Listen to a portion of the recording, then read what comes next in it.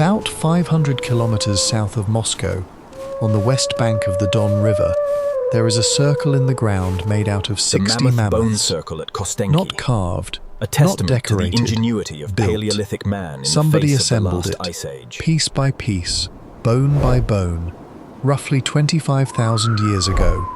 And when archaeologists finally excavated it properly and counted what it was made of, the numbers came back like this: 64 mammoth skulls, 51 lower jaws, long bones, shoulder blades, ribs and tusks, stacked and fitted into a ring about 12 meters across. Picture standing at the edge of it on the day it was finished.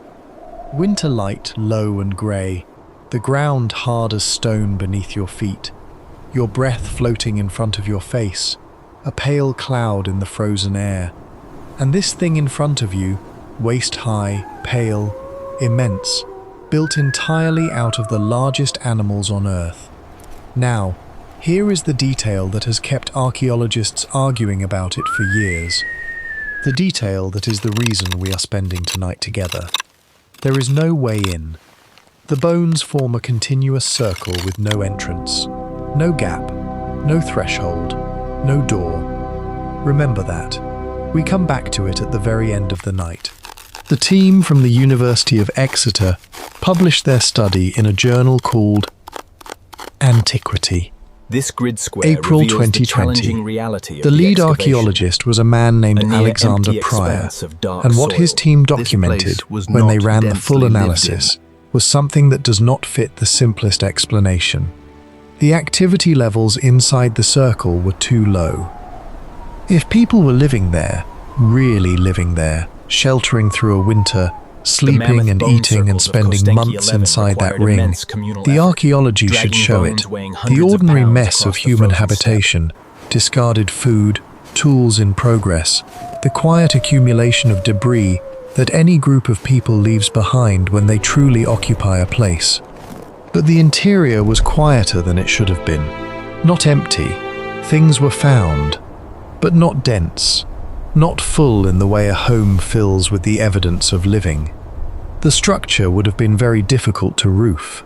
And building it, hauling the bones of 60 woolly mammoths across frozen ground and fitting them together into this continuous ring, would have cost an enormous amount of labor from people who simply could not afford wasted effort. So the question that lives underneath everything we do tonight is not simply how anyone survived an Ice Age winter.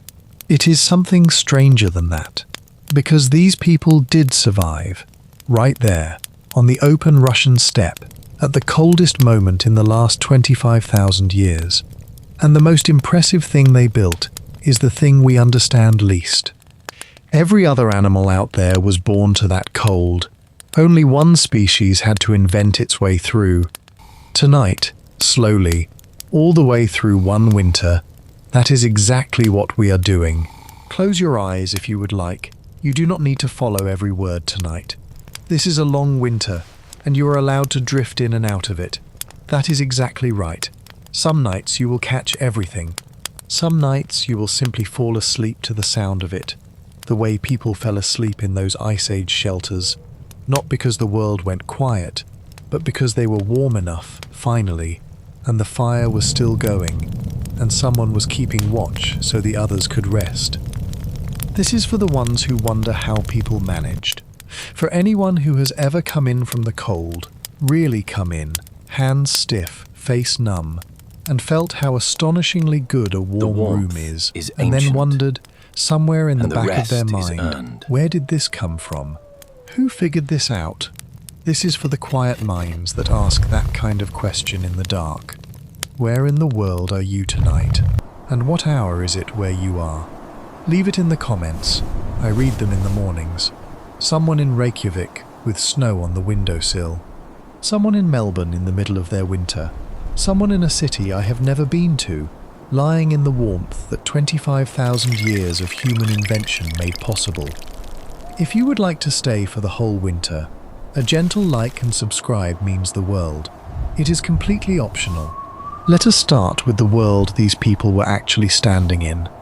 Not the broad sweep, the physical reality, the specific, measurable conditions of the landscape, because once you understand the room, everything else follows from it. The last glacial maximum, the coldest and most extensive phase of the last ice age, ran from approximately 26,500 to 19,000 years ago. That is the window we are inside tonight. A window of roughly 7,000 years during which the climate of this planet looked nothing like what you and I inherited from it. Ice sheets covered most of Scandinavia, most of northern Britain, and enormous portions of Canada. In places, those sheets were kilometres thick, not meters. Kilometres.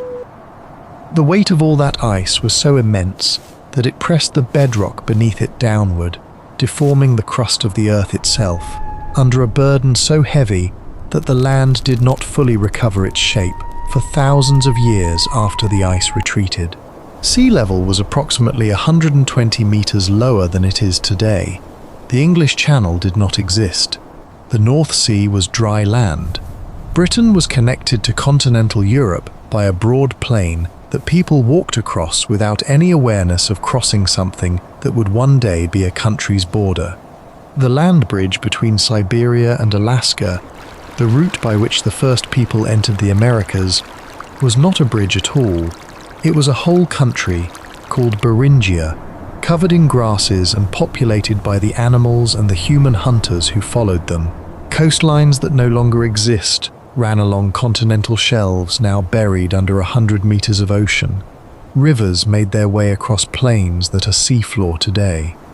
The map of the world at the glacial maximum looks, to modern eyes, like a map of another planet. And stretching across what is now Western Europe, through Russia all the way east to Siberia, from France roughly to the Pacific, there was a landscape that ecologists and paleontologists call the Mammoth Steppe. The Mammoth Steppe was not a forest. It was not tundra exactly in the way we use that word today. It was grassland, cold, extraordinarily dry, swept by winds that blew off the ice sheets to the north and west, carrying fine particles of silt called loess that built up in deep deposits across the landscape. The vegetation was primarily grasses and small herbaceous plants, short, dense, rich at the root level, covering the soil in a mat that supported a biomass of large animals unlike anything that exists anywhere on Earth today. Woolly mammoths, woolly rhinoceros, steppe bison, wild horses, reindeer in numbers that strain the imagination. Cave lions, cave hyenas, cave bears, giant deer with antlers spanning 3 meters across. And at the very top of the animal hierarchy, at the apex somehow, of a food chain it had no biological right to dominate. One creature that was not born to any of this. Us. Everything else alive on that steppe in winter was built for it. The mammoth had a coat of dense underwool, beneath a longer outer layer of coarse, reddish-brown guard hair. It had layers of subcutaneous fat, several centimeters thick. Across the vastness its body of the mammoth mass, steppe, a bull the great mammoth beasts could weigh endured 6 the or 7 endless winter, tons, sweeping was away the large snow enough to that the find ratio of sustenance surface below. area to volume worked in its favor. Less skin relative to interior, less heat lost per unit of body weight. Its ears were small, reducing the surface area where heat bleeds away. Its trunk could shovel snow aside to reach the grass beneath. It was a cold climate specialist in every dimension of its biology. The woolly rhinoceros carried a similar insulating coat, a compact body shape, and stored substantial fat. The reindeer had something even more elegant: hollow hairs. Each individual shaft of their fur, every single hair, is hollow, trapping a tiny pocket of air inside, so the coat as a whole is an insulation system of extraordinary efficiency, light, flexible, and warm in a way that no solid coat of equivalent weight can match. Modern Arctic clothing researchers have studied the physics of reindeer hide extensively, because it remains one of the best natural insulators known. The horses on the Mammoth Steppe had A thick survivor of winter the last coats ice grown age, treads seasonally, lightly across the hooves frozen mammoth adapted to steppe. break through ice and reach the vegetation beneath, and the social behavior to shelter together in ways that reduced individual heat loss. Even the Arctic foxes, small, quick, seemingly fragile at -30, had fur so efficient that they do not begin to shiver until temperatures fall to -70. And then there was you, standing there, without the clothing on your body right now, exposed. A naked human in the winter conditions of the glacial maximum would lose consciousness within minutes, would be dead within an hour. By every measure of cold tolerance, every comparative biological metric, there is no reason we should have been on that steppe at all. And yet, the site cluster we know as Kostenki lies on the west bank of the Don River, in what is today the Voronezh Oblast of Russia, about 500 kilometers south of Moscow. It is not a single excavation, but a group of more than 20 separate sites, spread across a stretch of the Don riverbank, investigated intermittently since the early 18th century, and intensively through the 20th and 21st.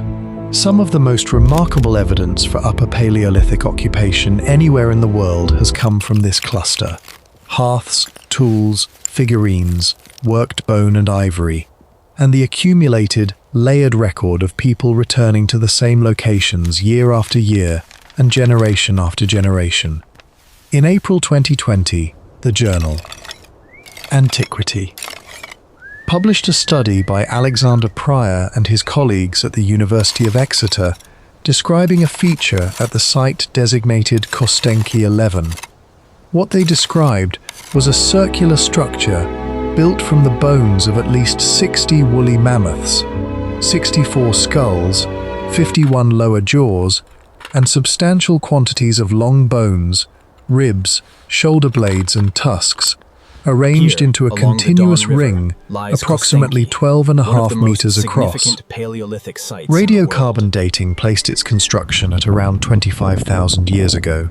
This made it approximately 3,000 years older than any comparable structure previously documented on the Russian plain, and one of the oldest mammoth bone features of this type anywhere in the world. There are, it turns out, roughly 70 similar structures known across Ukraine and the East European plain. The builders of these circles, the people of what archaeologists call the Eastern Gravettian culture, worked within a tradition of bone architecture suited to a landscape where the obvious building material was everywhere underfoot and almost no trees grew. A mammoth skull weighs 100 kilograms. A tusk can run 3 meters in length. These are not materials you work with carelessly, but 60 individual mammoths, the minimum number represented in the Kostenki 11 ring, represent an enormous investment of labor in sourcing, transporting, and assembling the raw material alone. The Exeter team's analysis was careful and thorough. They documented the spatial distribution of finds inside the ring. They analyzed the botanical remains recovered through flotation, the fine sieving of sediment that captures material too small for standard excavation. They ran radiocarbon dates on multiple samples. They mapped the pits that surrounded the ring and catalogued their contents. The pits were large, some of them substantial enough to have served as cold storage through multiple winters. The Russian steppe permafrost at 25,000 years ago would have maintained temperatures below zero in the upper soil layers through the winter months. A pit sealed against scavengers and weather is, in effect, a natural freezer, a technology requiring no energy input except the labor to dig it and the knowledge to use it. The flotation recovered charcoal and burned bone from the hearth features inside and around the ring, worked flint, small, precise microlithic blades turned up in the debris, and traces of charred plant material indicated that people at this site were eating plant food, roots or tubers or seeds gathered during the warmer months and carried or cached here. All of this confirmed what the site's age and location already implied, that people had not merely passed through Kostenki 11. They had returned to it, used it across multiple seasons, organized their survival around it. And there is one more detail in the Exeter paper, noted briefly, that I want to give proper weight to before we move on, because it will become important later in the night. There was a spring at the site, a natural spring still present in the modern landscape, that produced liquid water even in the deepest winter. On a landscape where every river bend, every pond, every seep and trickle froze solid for months at a time, a spring that ran year-round was a resource of extraordinary value. The Exeter team noted it as a possible factor in the site's repeated occupation. We will come back to it when we have the full picture, because by then, its significance will be clear in a way it cannot be yet. Remember the spring. It matters more than it sounds. Now, two more things to carry through the night. Small things, physical things you can hold in your mind as we go forward. The first is a needle, a bone needle with an eye, a hole bored through the thick end through which a thread of sinew can pass. It is small enough to lose in a fold of fur, small enough to drop in snow and never find again. It fits between your thumb and forefinger, smooth and cool, light as almost nothing. Hold it there, because nothing in this entire night, not the fire, not the mammoth hunt, not the bone circle, matters more than that needle. We come back to it, I promise. The second thing is a fact. A physiological fact, precise and unsettling, that will reframe everything we say about food and hunting and survival from the moment you understand it. You can starve to death while eating. This is not a metaphor. It is a documented medical reality. If you eat lean meat without adequate fat, if your diet supplies protein but no lipids, your liver and kidneys cannot process the nitrogen load that comes from metabolizing all that protein. The system overloads. Nausea comes first, then weakness, then a progressive decline that continues even as you eat. Survival medicine calls it protein poisoning. Arctic explorers in the 19th century called it rabbit starvation. They watched colleagues die of it while their stomachs were full. On the Ice Age step, in February, this is not a theoretical risk. It is the central constraint of the entire food economy. And understanding it changes everything about what the hunters were actually after and why. Remember that, too. So, the room. A cold steppe, mostly abandoned. One community, still on it, beside a spring that never freezes. A circle of 60 mammoth bones with no door. A needle the size of your thumb. A fact about fat that will remake the way we understand the whole winter. Let us go in, from the first hard frost forward, and let us start with the most immediate problem, the one that must be solved before any other, every single night, staying warm enough to survive it. The cold on the mammoth steppe in winter was not the kind that makes you pull your coat tighter and hurry inside. It was the kind that announces itself as a physical fact, something with mass and pressure, something that presses against every exposed surface simultaneously and does not relent. Something you have to think about every hour as a problem requiring a specific and ongoing solution. Average winter temperatures across much of the Russian plain during the last glacial maximum were somewhere between -20 encased in and fine -30 crystalline Celsius. frost. These grasses That is endure the baseline, abyssal cold still of the air late temperature Pleistocene. before wind. And there was almost always wind on the open steppe, because the landscape was flat, and the ice sheets to the north and west generated pressure gradients that kept air moving continuously across the grasslands. Wind chill at -25, with even a moderate breeze, drives the effective temperature on exposed skin down to -40 or below. At those conditions, unprotected skin does not gradually feel uncomfortable. It begins to freeze. The timeline is minutes, not hours. The human body has specific responses to cold. It shunts blood away from the extremities toward the core, protecting the vital organs at the cost of the fingers and toes. It burns additional calories in the attempt to maintain core temperature.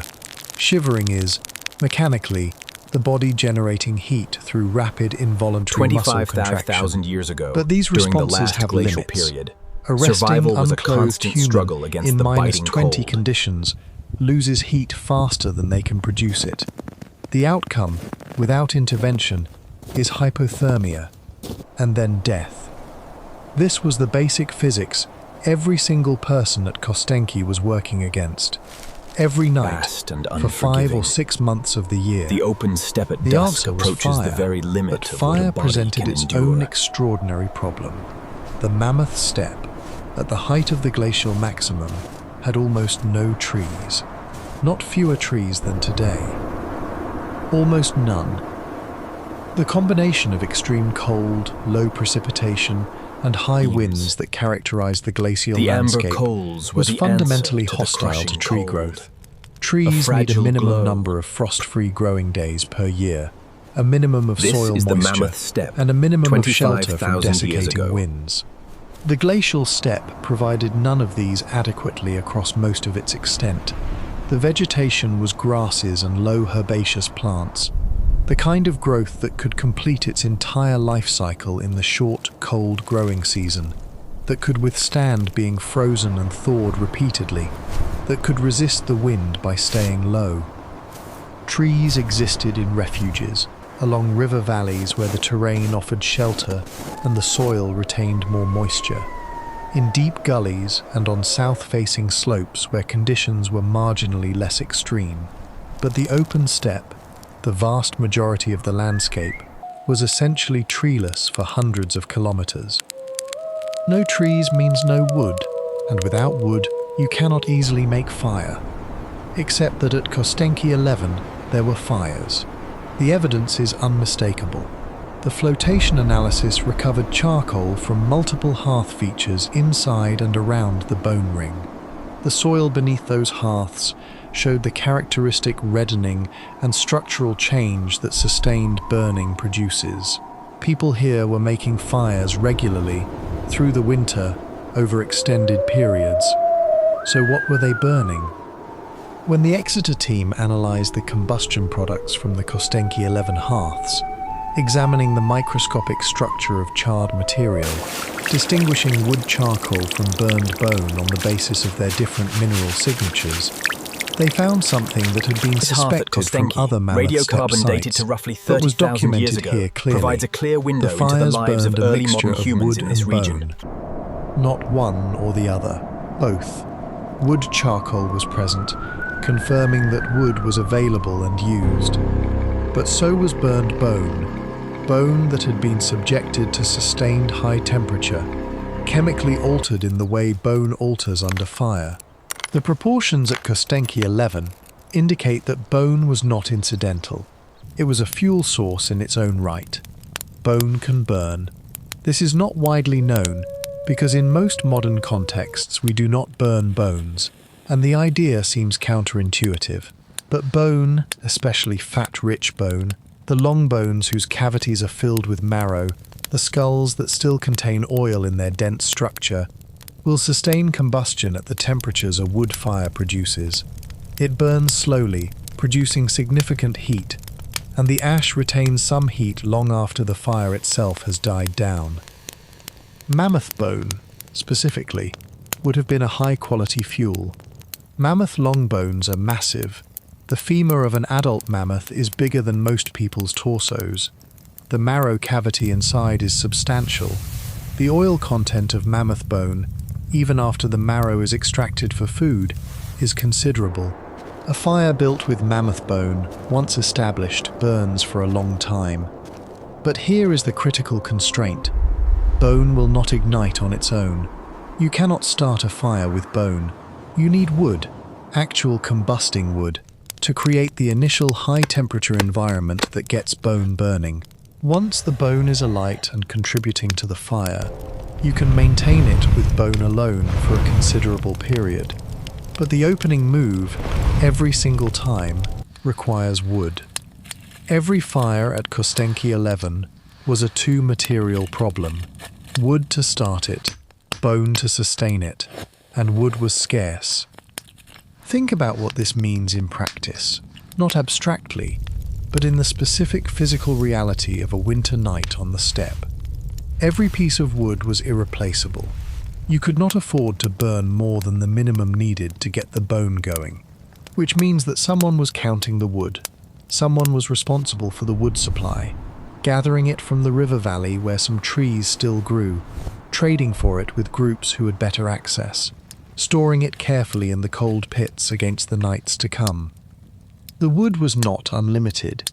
It could run out, and if the wood ran out, the fires would go out, and if the fires went out, the people would not survive the winter. This is the arithmetic that sat at the center of the entire season. Every decision about how long to burn, how hot to make the fire, whether to start a second hearth or consolidate everyone around one, every decision was made against the background of a finite and carefully managed fuel supply. The hearths at Kostenki were not simple open fires on flat ground.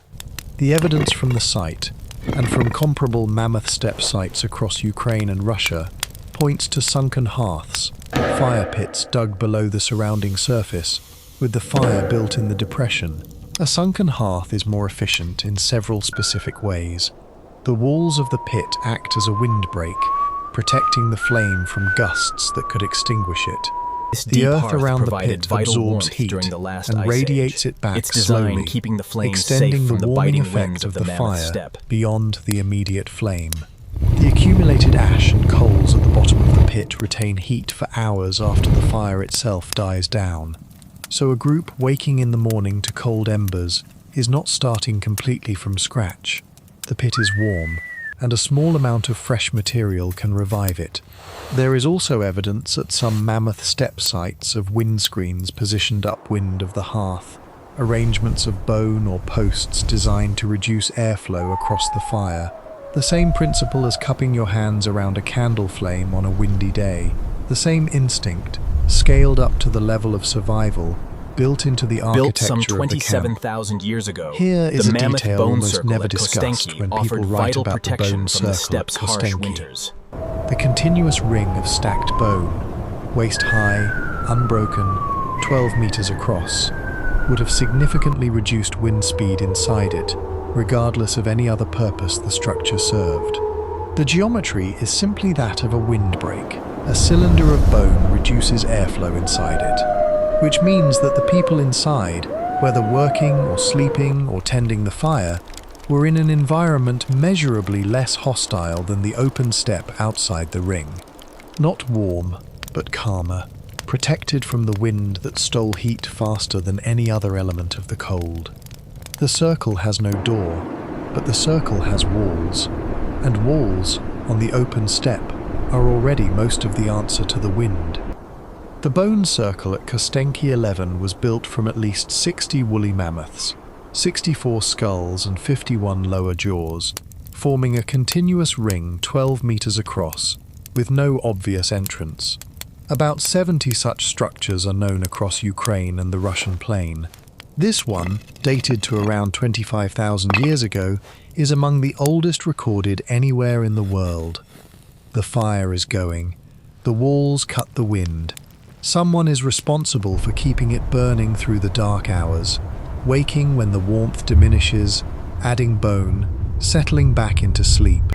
It is a job with no end, from the first frost to the last. And outside the ring, there is nothing going anywhere.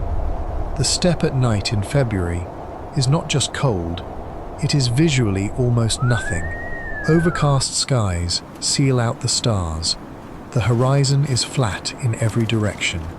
There is no forest to break the darkness, no hills to give the eye something to rest on, just the grassland, pale where the snow lies, dark where Within the wind shared has swept warmth, it clear, the knowledge of the running mammoth all the steppe, way to the the edge of movements the of the ice herds, sheets to the is north. passed from one generation Every animal to the out next. there is insulated and moving through it without difficulty. The mammoth herd drifted south a week ago. The reindeer are somewhere in the river valley. The cave lions pass through periodically.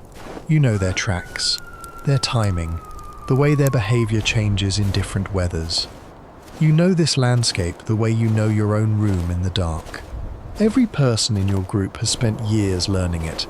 That knowledge of the herd's patterns, the spring's location, the pit's contents, the fuel supply, Inside the is as shelter, much a survival warmth technology was as the everything. fire itself. This tailored The garment, fire keeps you crafted from alive at reindeer night, but no one can sit beside a fire all winter. Things have to happen outside the ring, in the cold, in the wind, in the conditions that kill. And going out, stepping through whatever gap exists in the bone wall, stepping into the -20 air, is where the real invention begins. Because going out in an Ice Age winter, as an anatomically modern human with no biological insulation, should be impossible, should be lethal. The fact that it wasn't lethal, the fact that people went out and came back and survived decades of Ice Age winters, means that something existed between the body and the air that made it survivable. That something is what we are going to spend the next part of the night with.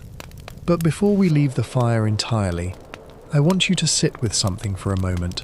Something about what fire actually meant to these people Here, that is in the easy heart to of the miss Ice Age when shelter, we describe see the it as profound technology. importance of this technology. Fire is the very only first technology architecture in the designed for inventory gathering. that could be shared without being divided.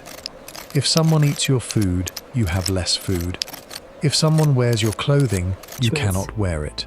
Found But in if someone sits 1969, beside your fire, the Sungir you 2 both and have 3 the remains warmth. show that The even fire is not 32,000 diminished years by the ago, presence The of scale another of the person. Sungir burial It is can immense. warm 10 people as Archaeologists easily as estimate one. that the beads alone This is not required a small 10,000 thing. hours of It labor. is, in fact, one of the specific features of fire that made it a social catalyst as well as a survival tool.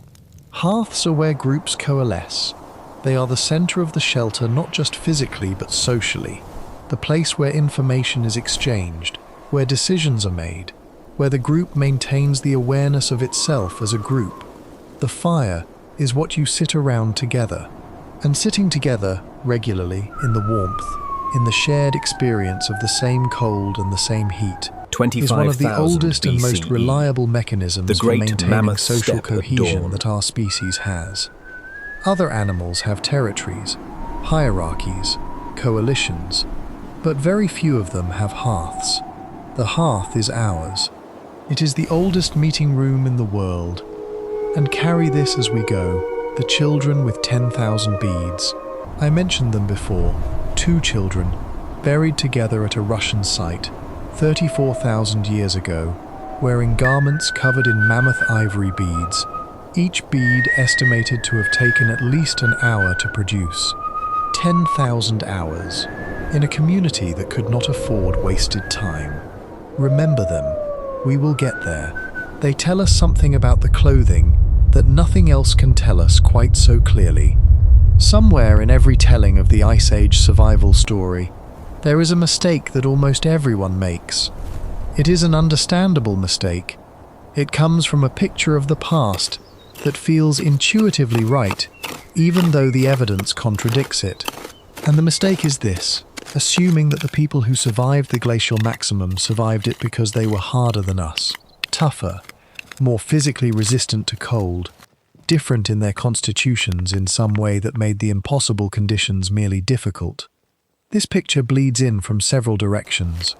We know, for instance, that Neanderthals, the close human relatives who occupied Europe for hundreds of thousands of years before modern humans arrived, had broad, barrel-chested bodies, wide nasal cavities, and some skeletal features that researchers have interpreted as adaptations to cold.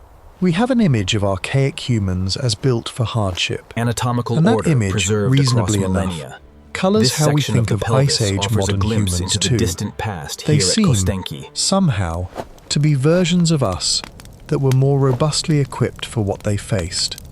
The skeleton disagrees. The people buried at Kostenki, at Sungir, at the sites across the East European plain during the Upper Paleolithic, were anatomically modern humans in the full sense of that phrase. Their skeletal proportions, the length of their limbs relative to their torsos, the shape of their skulls, the architecture of their hands, are within the range of variation of living human populations.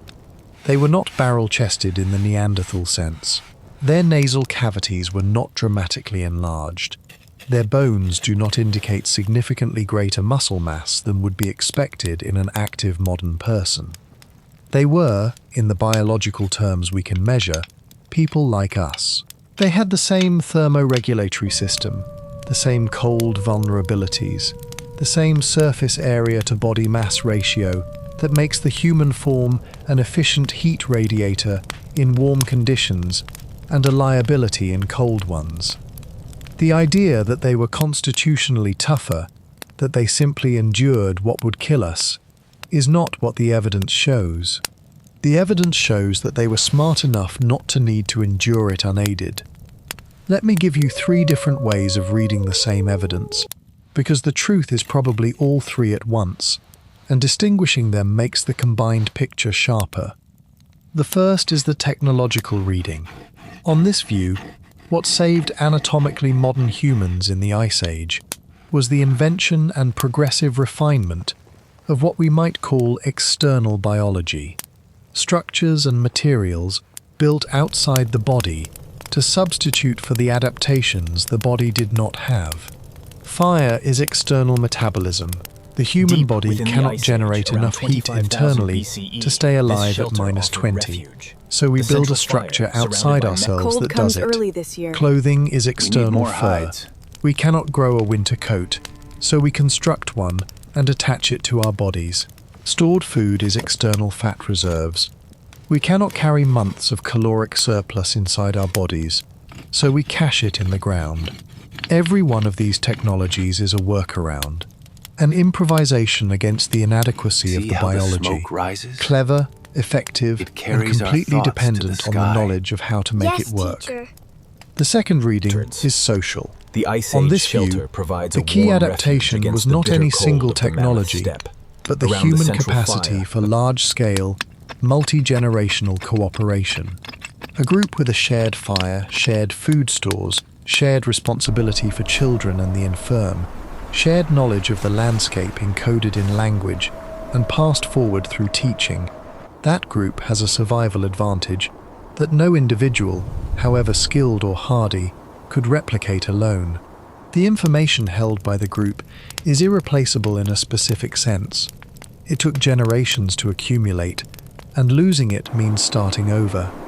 Which river valley has the spring that does not freeze?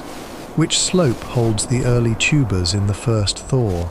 How to read a mammoth herd's intentions from the way the matriarch holds her head. This knowledge was not written down, it lived in the people. Keeping the people alive was how you kept the knowledge alive. The third reading is the one most people reach for first, and it is the least well supported by evidence: simple toughness.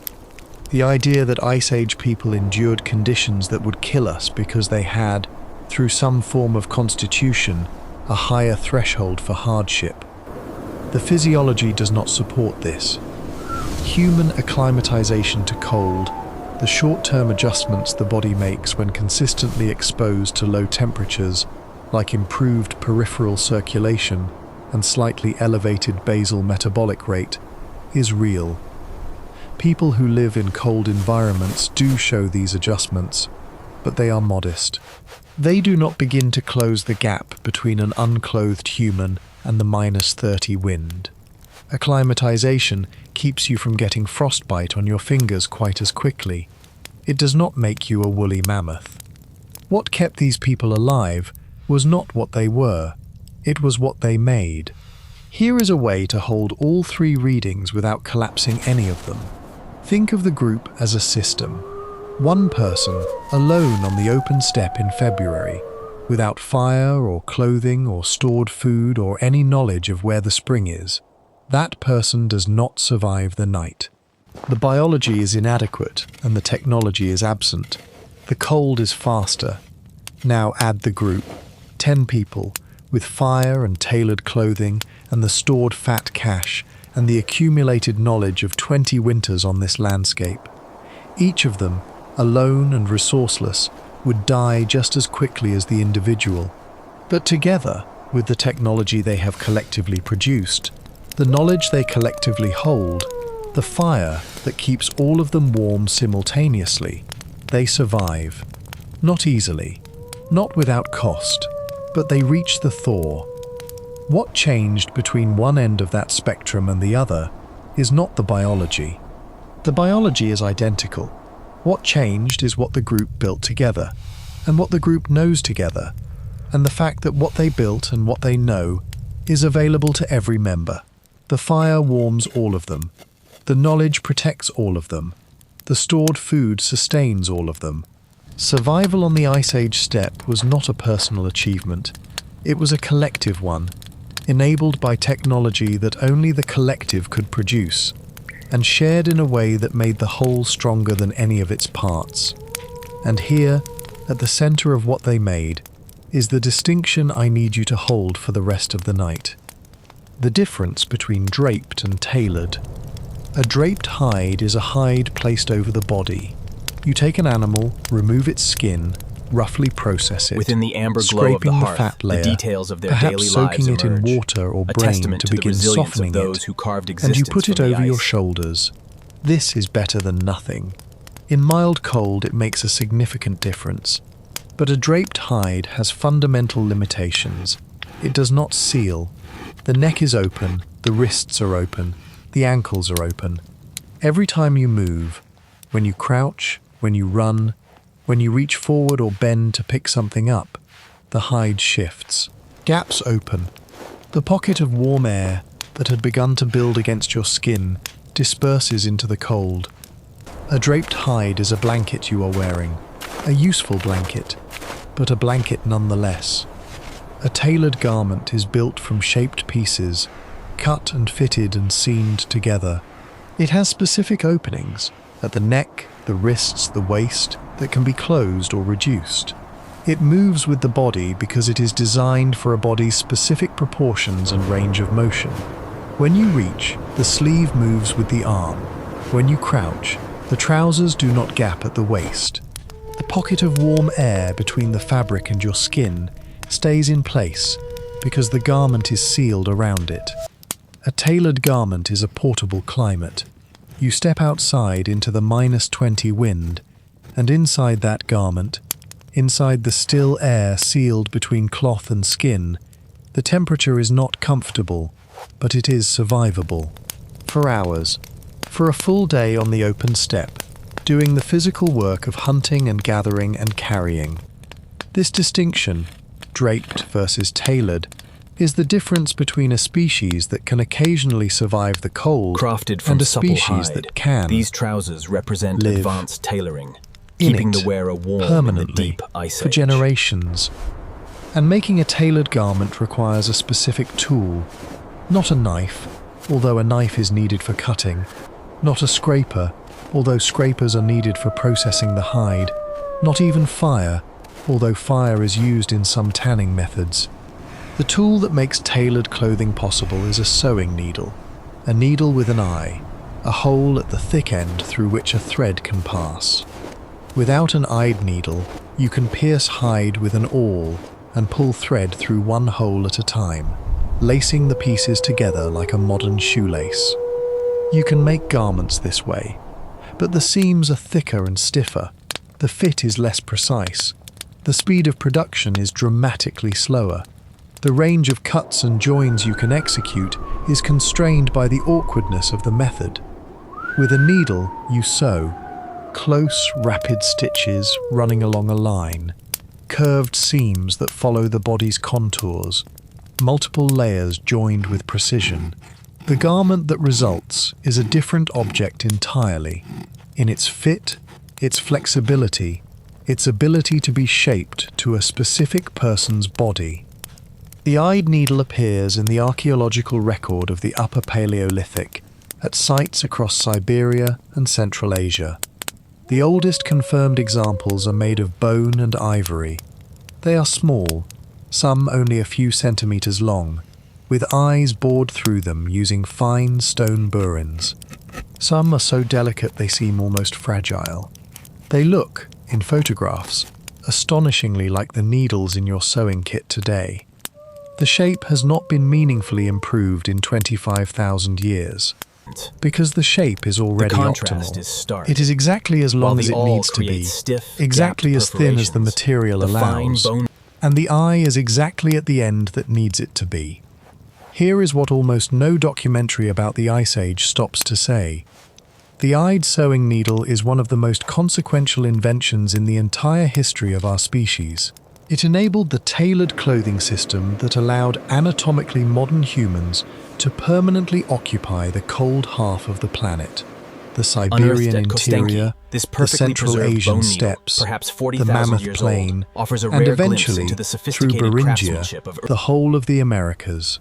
Every human population that now lives above 40 degrees of north latitude, Europe, Russia, northern China, North America, lives there because someone, at some point in the Upper Paleolithic, figured out how to bore a hole through the end of a thin the piece design of bone. remains almost identical. It has no a testament famous to inventor, ancient ingenuity no right monument, here in no Kostenki. place in the popular mythology of human invention. The wheel and the printing press have their origin stories. The needle does not. Remember that. We come back to it. Now, before we move forward, there is a question the needle opens that we have not answered yet. If tailored clothing is the key, if the fitted garment is the technology that made the cold survivable, then the question is not just what the needle was, but what it took to use it. Not the tool in isolation, but the labor of making a garment, from raw animal skin to finished, fitted, sewn clothing that could actually do the job of keeping a person alive on the steppe. The answer to that question changes who the heroes of the Ice Age actually are. Let us go deeper into the winter. The fire is behind us now. We are going outside. The needle is small. What it unlocks is not.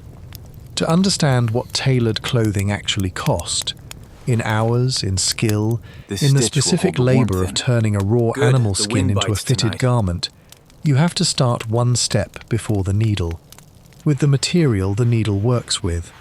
Thread. In the Upper Paleolithic, thread means sinew. Sinew is the tendon and connective tissue of large animals, the long tendons that run along an animal's back, the Achilles tendons of the rear legs, the connective bands around the major muscle groups. All of this, when carefully harvested and processed, yields fibers of extraordinary strength and flexibility. A single large mammoth carries substantial quantities of good sinew. So does a reindeer, which may have been the more practical source at sites where mammoths were not being butchered every week. The processing of sinew into usable thread is a specific, learned skill. The tendon must first be dried, not completely, but to a particular degree of dryness that allows it to be split without crumbling. Then it is split along the grain, by hand and with a fine tool, into progressively finer strands. The finest strands, the ones actually used for sewing, are rolled between the palm and the thigh in a specific motion that twists the fibers together, creating a tight, even thread with a tensile strength that rivals modern synthetic equivalents. Skilled sinew thread makers, working in experimental archaeology settings, have replicated this process and confirmed that the results are genuinely excellent. The thread is strong, slightly elastic, and when moistened and allowed to dry after stitching, it contracts and tightens in the stitch holes, creating a seam that is, at the microscopic level, close to waterproof. The people at Kostenki and at sites across the Mammoth steppe were not producing sinew thread as a novelty. They were producing it as an industrial-scale necessity. Every garment required substantial lengths of it. The supply had to be maintained continuously. The single most important survival technology of the Ice Age may be a sewing needle with an eye. Without it, you can drape a hide over yourself. With it, you can build a second skin that fits. The eyed needle appears in the Upper Paleolithic record of Siberia and Central Asia. It is one of the most consequential inventions in human history, and almost nobody can name the era it appeared in. Now, the garment itself. Burial evidence from Upper Paleolithic sites, combined with the analysis of wear patterns on tools and the specific distribution of beads and ornaments on skeletal remains, gives researchers a working picture of what the fitted clothing of this period probably looked like. Not a single piece, a system, multiple layers fitted to the body, covering everything from the neck to the wrists to the ankles. Probably close-fitted trousers, separate for each leg or joined, attached at the ankle to boots, the seam between trouser and boot being one of the critical junctures, because a gap there admits wind and cold directly to the ankle and lower leg, where blood vessels are relatively close to the surface. An upper garment, a jacket or parka, closing at the neck and wrists, tailored to the torso. A hood, which could be separate or attached. Possibly an outer layer worn over these, a less fitted overgarment for the worst conditions. Each needle is a This technology. is not speculation invented a from lineage, general principles. A life. It is a preserved. reconstruction based on the specific distribution of ornamental beads on the bodies of people buried in their clothing. Beads that mapped the seams and edges of garments no longer there. The bead distributions tell us, with some precision, where the garment's hemlines were, where the openings were, how the layers related to each other.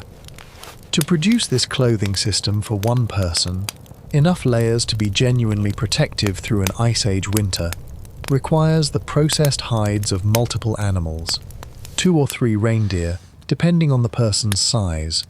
Processing each hide from raw to soft, workable leather takes, by experimental estimates, 8 to 12 hours minimum, scraping the fat and membrane from the inner surface, breaking the fibers of the dermis by repeated working as it dries, folding, stretching, working Laid it out over a here is a beam or a complete smooth system. stone, Inner furs for over warmth and over, specialized until outer the hides to hide goes brave the from extreme stiff cold to of the Ice supple. Age. Brain tanning in many Upper Paleolithic processes, rubbing animal brain into the hide and working it in, because the oils and The lecithin Sungir in brain burial tissue site, condition dating the back leather some in a way that 34,000 preserves its years. softness Here, even when the thousands hide of gets beads wet trace and then the dries complete- again.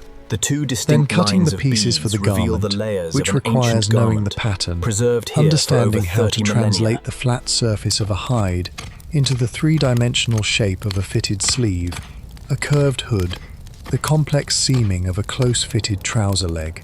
This is design knowledge. It is not obvious. It is taught. Then stitching, which, with a bone needle and sinew thread, working through thick material, at the pace that the cold and the light allow, is slow, careful, demanding on the eyes and the hands. The experimental estimates for a complete, fitted, multi-layer cold weather outfit run to 30, 40, 50 hours of skilled labor from the hide scraping onward. And that is for one person, a group of 10 people, all of whom need clothing adequate for the winter, represents hundreds of hours of clothing production over the course of the warm months. Production that must be complete before the first hard frost, or someone is cold. Who did this work? The tool assemblages at Upper Paleolithic sites tell us, indirectly, something about the division of labor. Hide Hold it scrapers, firm, little awls, one. and needles The cut must tend to be clean cluster for in the winter. specific areas Steady within now. sites, not randomly distributed, but concentrated in what appear to be dedicated workspaces. The spatial distribution of these tools is consistent with some people spending significant portions of their time on hide working and clothing production, while others spent theirs on other tasks. The anthropological parallel evidence, from hunter-gatherer societies documented in historical and ethnographic records, suggests that clothing production in cold climate societies was predominantly, though not exclusively, female labor. Among the historic Inuit, the skill of a woman in making and maintaining warm, fitted, waterproof clothing was not merely valued. It was understood to be literally life or death. An Inuit man going out to hunt without adequate clothing was a man going out to die. The person who made and maintained his clothing was his survival partner in the most direct As we slowly sense pull of those back, the words. significance of the clustering There is no becomes particular clear. reason These to think the flags pattern mark on the dedicated Ice Age work step areas for the was production of fundamentally scrapers and different. awls. The people who kept the group alive by processing hides and producing clothing were doing something as essential as hunting. More essential, probably, across the full year, because the clothing was needed every day and the hunt did not always succeed. The histories of the Ice Age are full of hunters. They spend less time on the hands that made the clothing the hunters wore. That is an imbalance in the record that the archaeology is only slowly beginning to correct. So, the tailored garment, 30 to 50 hours of skilled work, done by someone trained in the techniques over years of practice, for each person In the group. unforgiving expanse The garment of is the what mammoth makes the steppe, outside survivable. survival hinges Without entirely it, the on hunter the skill cannot of hunt. the clothing maker. Without it, the water gatherer cannot gather. Without it, anyone who needs to leave the fire for longer than a few minutes is in danger. The needle is small, the revolution it carries is enormous. And it leads directly to a question we have not yet answered. If clothing makes going outside possible, if the fitted garment is what allows a human being to function on the open steppe in winter, then what happens when you go outside? What are you actually doing in the cold? What does an Ice Age winter day look like for the people living it? Let us go there. But first, if you are still with me tonight, I want to ask you something. The coldest you have ever been. The real cold, not chilly, not brisk, but the kind of cold that gets into the decision-making, that makes you think about warmth as an active problem requiring a solution. What was it? Where were you? Leave it below if you feel like it. I will be reading in the morning. The winter day, for the people at Kostenki, did not begin with the luxury of doing nothing. In 8 hours of pale, low-angled winter light, on an overcast day, sometimes less than that, everything that required going outside had to happen. Water had to be obtained. If the spring was accessible without too much travel, someone went to it with containers, birch bark probably, or the processed stomach of a large animal, flexible enough to carry liquid. If the spring was too far, or the path to it too exposed, snow had to be collected and melted over the fire, at the cost of the fuel required to melt it. Food had to be retrieved from the storage pits. This was not as simple as opening a cupboard. The pits were sealed, buried under enough soil or snow to protect them from scavengers, and accessing them required digging in frozen ground, sometimes with tools, in cold that made the hands clumsy within minutes.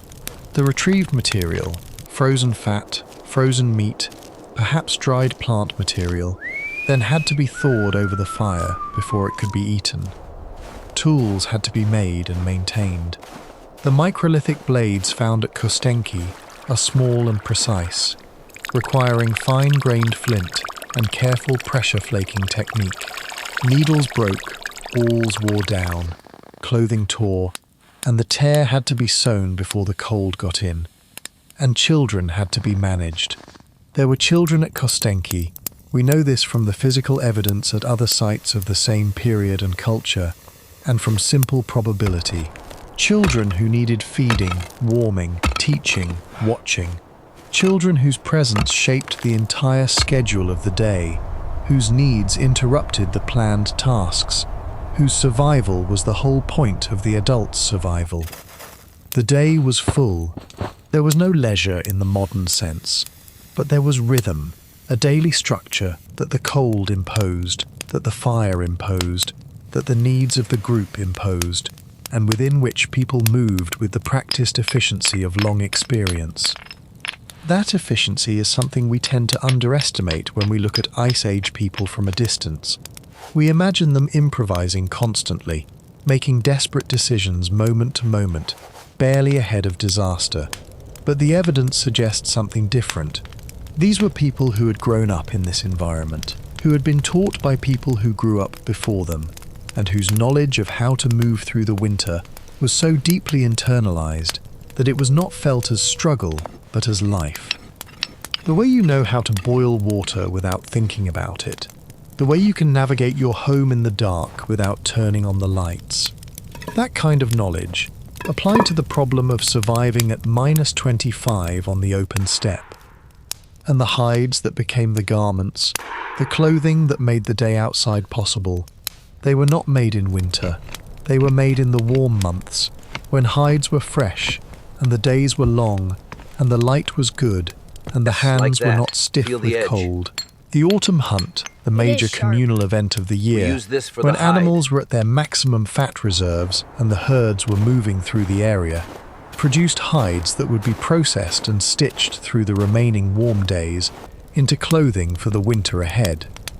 The cold had to be planned for while it was still warm. The food had to be stored while there was food to store. The clothing had to be made while there was light to make it in. Winter was survived in autumn. That is the key insight. The planning for February happened in September, and the people who understood this, who made the decisions in abundance that would sustain the group through scarcity, were keeping the whole community alive months before anyone felt the cold. Now, food. And the fact I asked you to carry. You can starve while eating. Let me walk you through why this matters so much. Because it is not obvious until you see the full chain of consequences. The human body's caloric requirement in extreme cold is high. Maintaining core body temperature at -20, keeping the fires of the metabolism burning hot enough to offset the continuous heat loss through radiation and convection, is energetically expensive. Walking through snow is energetically expensive. Carrying loads is energetically expensive. The specific estimate depends on the individual and the conditions, but the consensus from studies of cold climate workers and Arctic researchers is that active people in genuine winter cold conditions can require 4,000 to 6,000 calories per day, roughly double or triple the needs of a sedentary person in a warm environment. The mammoth steppe was full of large animals, and large animals mean a lot of potential calories. In that sense, the food supply looks adequate. But here is the problem. In deep winter, in the February that we are now inside, the large animals on the steppe are lean. Their fat reserves, accumulated through the warm months and the early autumn, have been drawn down over the winter, not catastrophically, not to the point of starvation, but measurably. A mammoth in late winter carries significantly less subcutaneous fat than a mammoth in early autumn. A reindeer in February has a different body composition than a reindeer in October. The meat is there, the protein is there, but the fat has been depleted by the winter the animal has itself already survived.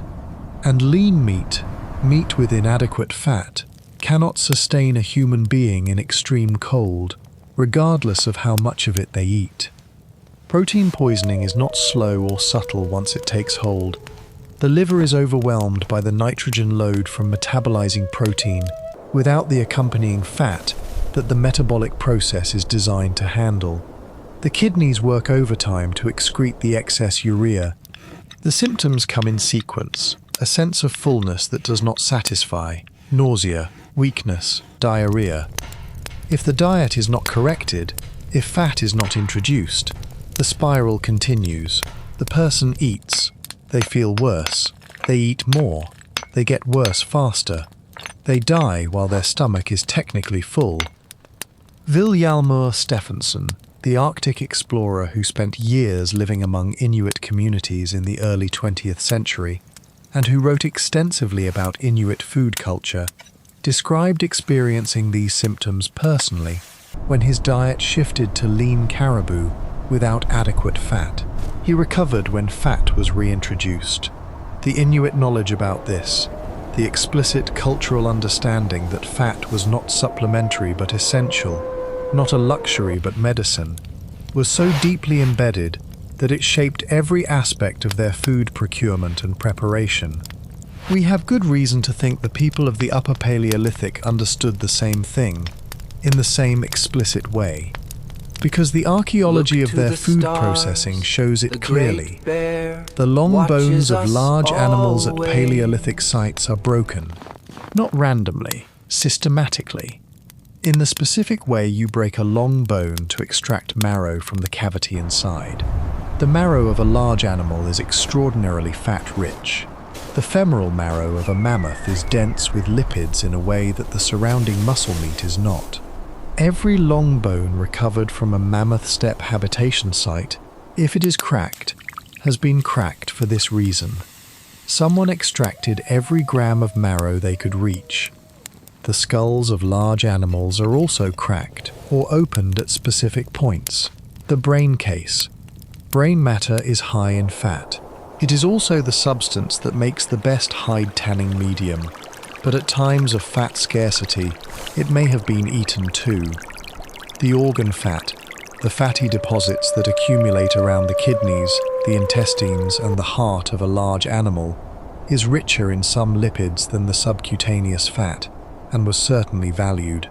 The rendered fat of boiled bone, the oily residue that floats to the surface when bone is boiled in water for long periods, was another source, documented from later Arctic cultures that certainly preserved much older techniques. And here is the reframing that changes everything about how we understand the Ice Age hunt. The mammoths were not hunted primarily for their meat. They were hunted for everything. Every part of the animal had value. But within that totality, the hierarchy was not what we assume. The fat was the priority. The marrow was the priority. The organ deposits were the priority. The meat, plentiful and protein-rich, was food, but it was food that required fat to be safely consumed in the quantities these people needed, and providing that fat was the actual limiting problem of the winter economy. The timing of the major mammoth hunts, where we can infer it, clusters in late autumn, before the animals' fat reserves were drawn down by winter. The choice of individual animals within a herd was probably influenced by visible condition, which animal appeared fattest, which was most likely to yield the maximum lipid return. The storage pits were filled in part with cached fat, frozen, sealed, maintained through the cold months as a resource to be drawn down carefully, rationed against the length of the winter ahead. The hunt was for fat, the storage was for fat. The entire hunting economy, reconsidered through the lens of what the body actually needs at -25 in February, looks different than the narrative of brave hunters and massive animals. It looks like a food system designed around a specific nutritional constraint, maintained by people who understood that constraint precisely and planned against it across seasons. That kind of planning, multi-month, multi-seasonal, requiring the integration of ecological knowledge, caloric calculation, and group decision-making, is not a primitive activity. It is sophisticated. It is the kind of thinking that requires language and memory and the ability to communicate across generations. Last year, we ran out of fat in March. This year, we cache more before the deep cold comes. So you are clothed, you have fat, you have fire. You are in the middle of winter, inside the bone ring's windbreak, your small group around you. What else? Water. On the mammoth steppe in winter, the water is locked. The river is locked. The pools are locked. The hollows and seeps These and trickles delicate are all ivory sealed beads, under ice polished that can by run hand, half a meter thick. speak of a There is snow sophisticated culture. everywhere, abundant, pale, apparently easy. But eating snow is dangerous in a specific, measurable way. When you eat snow, your body melts it. That process of phase change, from solid to liquid, requires heat energy. That heat comes from your core. In extreme cold, when you are already fighting to maintain your core temperature against the continuous drain of the environment, losing additional heat to melt snow The warmth is heat must you last cannot until spare. the dawn. The caloric cost is We hunt real. tomorrow by the The river. risk of tipping the thermal balance, of cooling the core by small increments that accumulate over hours, is real. The historical knowledge of Arctic peoples about this is explicit. You do not eat snow. You never eat snow if you can avoid it. You always melt it first. The fuel cost of melting snow is far less than the metabolic cost of eating it, which means water is, in the end, another fuel problem, another wood problem, another item on the long list of things that trace back to the same constraint. What burns? How much there is of it? Who is responsible for keeping it available? The spring at Kostenki, liquid, 25,000 reliable, years from now, year-round, This now line looks like will something still be close to a legible. miracle. The Not precision a is the geological subject. miracle, but a practical one. A Deep water within source this that does not upper cost fuel Paleolithic to access. cave, On a solitary landscape where stone accessing lamp water illuminates required the either first travel or digging through ice, or burning fuel to melt snow, a spring that simply ran was worth staying near, worth building near, worth building a 12-meter ring of mammoth bone near, and returning to season after season. Sometimes history turns on small reveals things. 34 A millennia spring of that does history, not freeze, compressed into that these is layers enough. of ochre Light. and organic earth. At the latitude The of Sungir site in Kostenki, Russia has roughly yielded 50 some of the degrees most north, significant the winter finds, solstice brings including about these 8 intricate hours of mammoth daylight, ivory beads. less on overcast days. And deep winter brings overcast days reliably, because the glacial climate was not the brilliant, clear cold of a mountain winter. It was grey. Cloud cover was a frequent feature of the East European plain during the glacial maximum, blocking the sunlight, reducing the hours of workable light further. 8 hours of dim winter light, then 16 hours of dark. For 16 hours every night, in the world before electricity, there is nothing to see by except fire. The hearth light is warm and unsteady. It jumps and dims as the bone burns. It casts moving shadows across the walls of the ring. You can work by it, if the object is close and the work is not too fine. You can talk by it. You can think by it. But fine work, the kind of close work that survival requires, needs more than firelight.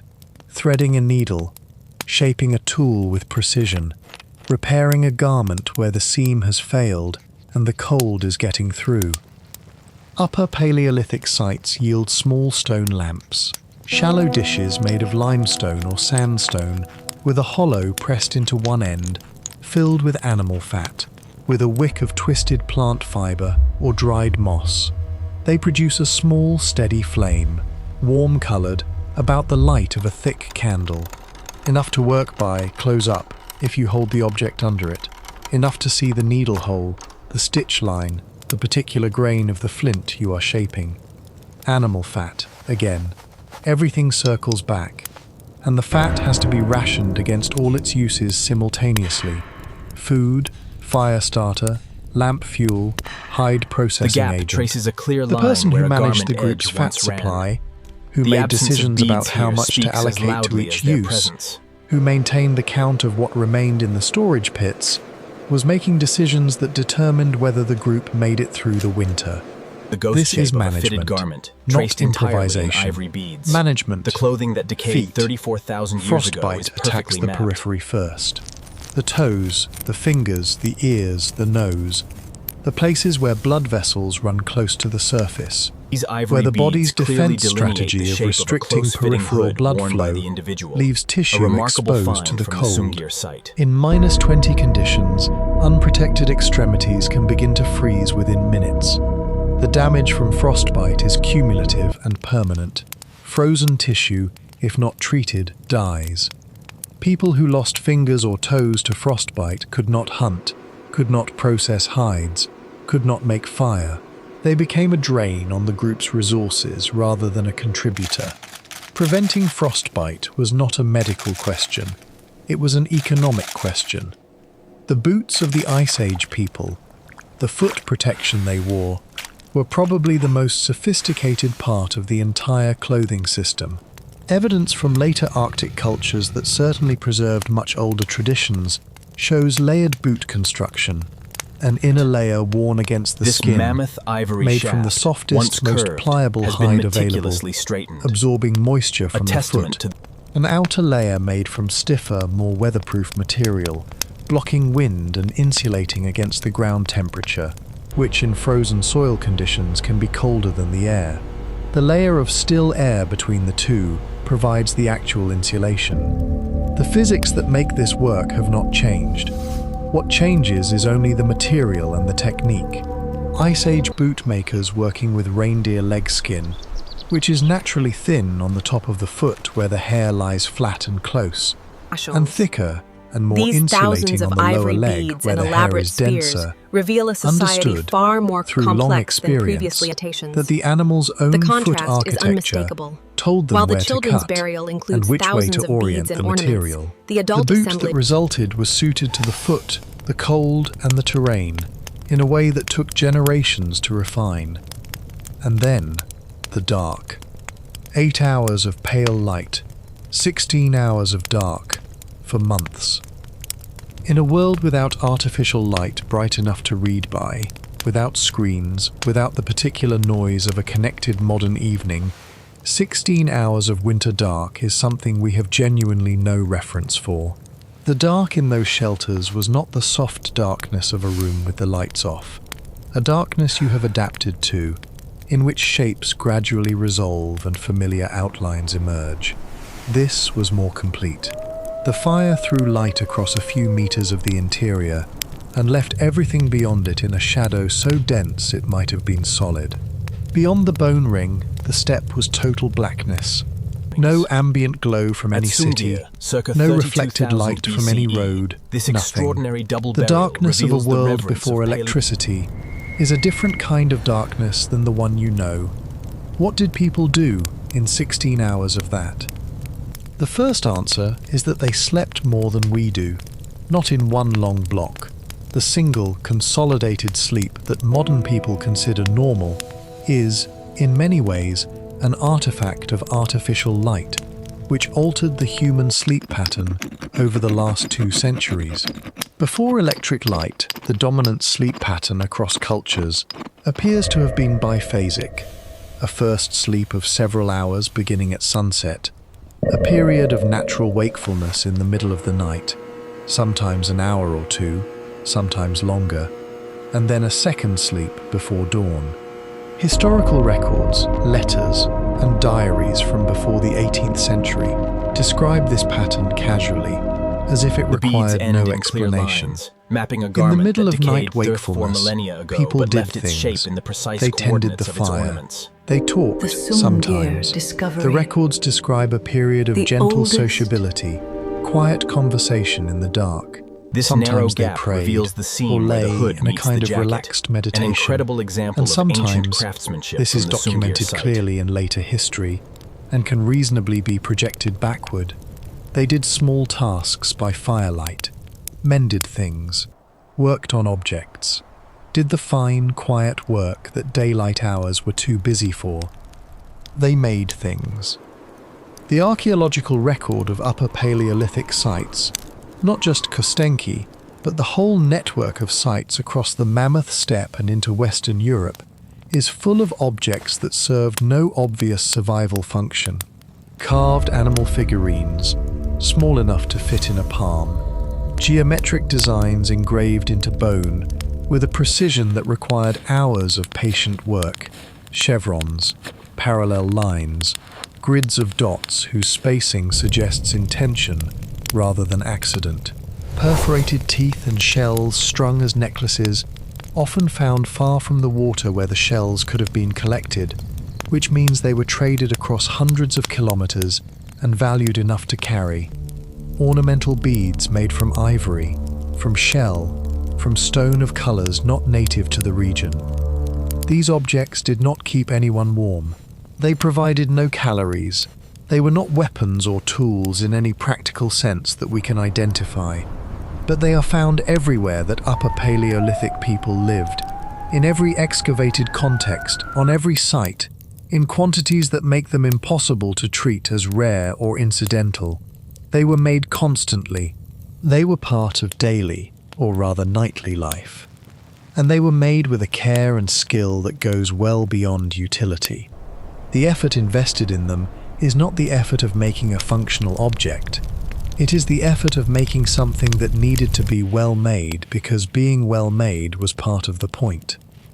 There is also, from this same broad cultural tradition across the Upper Paleolithic, evidence of musical instruments, bone flutes, made from the hollow wing bones of large birds, or from mammoth ivory, found at sites in Germany dating to 40,000 years ago, the oldest confirmed examples of musical instruments in the archaeological record. They are precisely made. The finger holes are spaced and sized, not randomly but to produce specific intervals, which means someone had an idea of the sound they wanted to make and the technical knowledge to achieve it.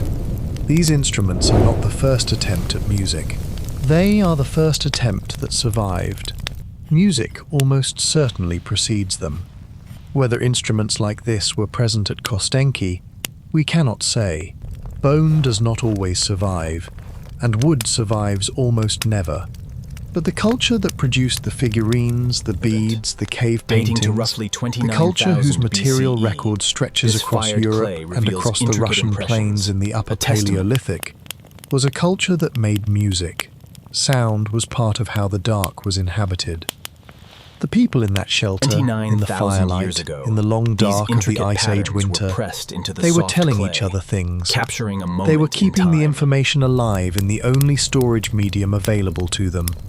Language and memory, and the performance of knowledge through story and repetition, and the specific gestures that meant, hold the needle like this, scrape the hide towards you, not away. The mammoth herd will come through the river valley in late October. They always do. The spring that doesn't freeze is half a morning's walk south of the Big Bone Ring. All of it was spoken, none of it was written. The library of everything they knew about how to survive was maintained in their minds and their mouths, passed forward in the teaching of children, in the stories told around the fire, in the demonstrations that turned one person's knowledge into the group's inheritance. To lose a skilled person, an experienced elder, a master hide worker, a hunter who had been following the herds for 30 years, was to lose a library that could not be reprinted. The knowledge lived in people. Keeping the people alive was how you kept the knowledge. We cannot recover the words. We cannot recover the songs. We can only Everything look at this the person objects they carries, made wears, and and understand that used making is them was an destined act to of disappear. survival of a different kind. Only the stone The and survival clay of will meaning, survive. of Amber connection, firelight of the thing illuminates that the makes richness of human the beings material human, culture. All rather of it than merely organic. functional. All of it The destined fire to is burning decompose. low, the cold is outside, but in here, someone is working by lamplight. A piece of bone, a fine stone tool, a line being pressed carefully into a surface that will last longer than anyone in this shelter can imagine. Someone who had something to say, and no other way to say it except this. That is where we are going next, into the deep of the dark, and what people made there. There are 2 children buried at Sungir. The site is in Vladimir Oblast, Russia, northeast of Moscow, about 200 kilometers, and its excavation began in 1955 and has continued intermittently since. The burials were found during construction work, of the Ice Age. and they are among the most extraordinary ever documented anywhere from this period of human prehistory. The date, approximately 34,000 years ago, 10,000 years before the bone circle at Kostenki, but the same broad cultural world, Upper Paleolithic, Mammoth Steppe, the same technology, the same challenges, the same winter that we have been moving through tonight. The 2 children were laid head to head in a single grave, a boy, estimated at 12 or 13 years old, a girl, estimated at 9 or 10, their skulls nearly touching, placed together with a care that is unmistakable across 34,000 years of distance. Now here is what they were wearing. Distributed across the bodies and the space around them in the grave, The ochre researchers and charcoal found markings approximately here are not 10,000 depictions, beads but made rather from mammoth suggestions of ivory. animal forms, 10,000. illuminated by the flickering torchlight. Each one individually the red shaped, ochre and black a charcoal small cylinder suggest or the disc, powerful forms of its long surface extinct smoothed, beasts. its center drilled through with a fine stone tool. The drilling alone through ivory is slow work. Ivory is tough, and the tools available were stone. Experimental archaeologists who have replicated the process estimate a minimum of 1 hour per bead to shape, drill, and smooth adequately. Some estimates run higher. For the sake of conservatism, 10,000 hours. For beads, 10,000 hours of skilled labor produced by members of a community that could not afford to waste a working hour on beads. The beads were not random. Their distribution across the children's skeletons, the concentration patterns on the torso, the arms, the legs, the heads and the feet, indicates that they were sewn onto garments worn into the grave. The clothing existed first, and the beads were attached to it in an intentional pattern, covering the surface of the fitted garment from the head down. And because the beads were sewn onto garments, because they were attached by thread to a fabric surface, the distribution of beads tells us directly what the garment's shape was, where the hemlines fell, where the seams ran, where the openings were. The beads are a map of clothing that no longer exists, preserved in the specific coordinates of their placement on the bones of the people who wore it. The clothing was tailored, close-fitted, multiple pieces, a hood from the distribution on the skull, a jacket and trousers from the torso and limb patterns, boots from the foot patterns. The complete system, the same system we inferred from the needle evidence, now confirmed by the map the beads provide. And beyond the beads, 2 straightened mammoth ivory spears placed alongside the children in the grave, one of them over a meter in length. Here, straightening mammoth ivory is a technical achievement. Absolute, a tusk grows in a natural and arc. Indifferent to the. To straighten it, the ivory must be soaked in hot water to soften it, bent gradually against the natural curve, and held in position as it dries and sets. Done incorrectly, the tusk splits along the grain, and the work is wasted.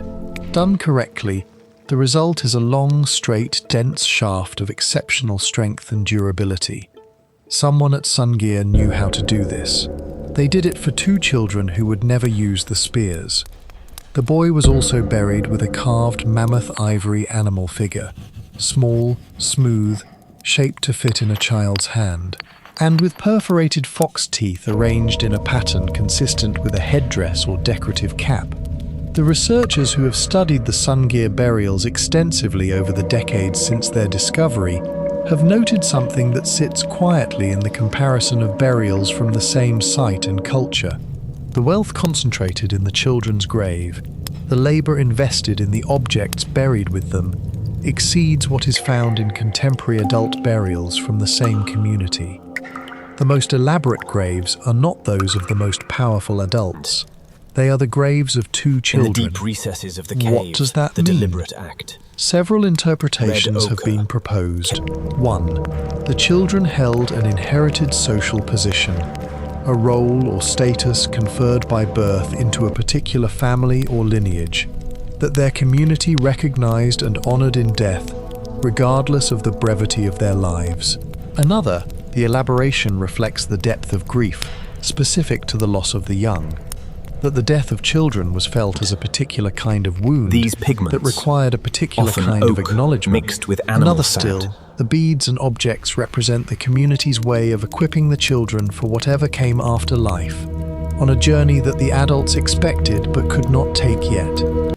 We do not know which of these is right. We may never know. The people of Sungear did not leave a text explaining their reasoning. The graves are the explanation, and they are beautiful and terrible and completely clear that these children were loved. 10,000 hours spent in the dark, boring holes through ivory, rolling beads, doing the work of grief and honor and love in the only form available. We spend 10,000 hours on a child we have lost. At Sungear, 2 children were buried head to head, approximately 34,000 years ago, wearing garments sewn with roughly 10,000 mammoth ivory beads. Each bead took an estimated hour or more to make. The distribution of beads across the skeletons tells us the clothing was tailored. It maps the hemlines and seams of garments that have long since decayed. It is the oldest detailed evidence we have of what fitted Ice Age clothing actually looked like, preserved not in the fabric itself, but in the beads that were attached to it. Now, the Czech Republic. A site in South Moravia called Dolní Věstonice, excavated intermittently since the 1920s, producing a Protected from the collection of glacial objects winds that outside, even among the central extraordinary fire pit inventory of serves as the Upper engine of Paleolithic warmth for Europe the stand entire apart. shelter. The most discussed are the figurines. Small sculptures, hand-sized, made from clay mixed with bone ash and fired at high temperature. Animals, a lion, a bear, a mammoth, a horse, and a female human figure, about 11 centimeters tall, rounded, stylized, made with obvious care and deliberate aesthetic choice. This is the Venus of Dolní Věstonice, one of the most reproduced objects from the entire Ice Age archaeological record. To cold sleep. The date, Built from approximately what was available. 26 to 27,000 years ago. Here is what this means. These figurines are ceramics, fired clay, material shaped and then subjected to high temperatures until it permanently hardens into a new substance. They are ceramics as fully as any pot or tile or bath fixture in your home is ceramic. The physics are the same. The chemistry of the firing is the same. The transformation of clay into a durable, waterproof fired material is the same. And they predate the earliest known pottery by 14,000 years. The conventional story of ceramics, the one you find in archaeology textbooks, in museum labels, in most general histories, places their origin in the Neolithic. Settled communities around 12,000 years ago beginning to make fired clay vessels for storage and cooking. The pottery revolution as a marker of the transition to agriculture and settled life. Ceramics as something that came with civilization. Dolní Věstonice is 26,000 years old. The Ice Age people of Central Europe did not accidentally produce ceramics as a side effect of some other process. They were deliberately working with clay, deliberately firing it, and apparently deliberately exploring what it could do.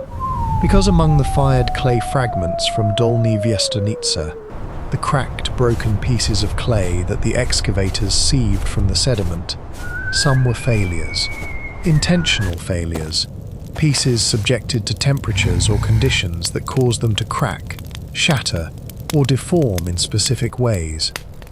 Some researchers have proposed that these failures were experimental, that the people making them were testing the limits of the material, learning what happened at different temperatures, with different clay compositions, at different durations of firing, not making things for use. Making things to find out what happens when you make things. They were doing science, informal science, without measurement tools or written notation, but the activity of applying controlled conditions and observing the results. In a cave, in the Ice Age. And there is more. Among the clay fragments at Dolní Věstonice, a subset bear impressions, marks pressed into the clay before firing, preserved in the hardened material. Some are fingerprints expected, some are from woven plant material, basketry or The matting, marrow keeps the coarse warmth regular through the night. weaves consistent with using woven organic material in the firing process. But some of the impressions show a finer, more regular pattern, the cross-hatching of perpendicular threads pressed into soft clay at close intervals, not the looser pattern of basketry, but something closer to woven textile, fabric, cloth.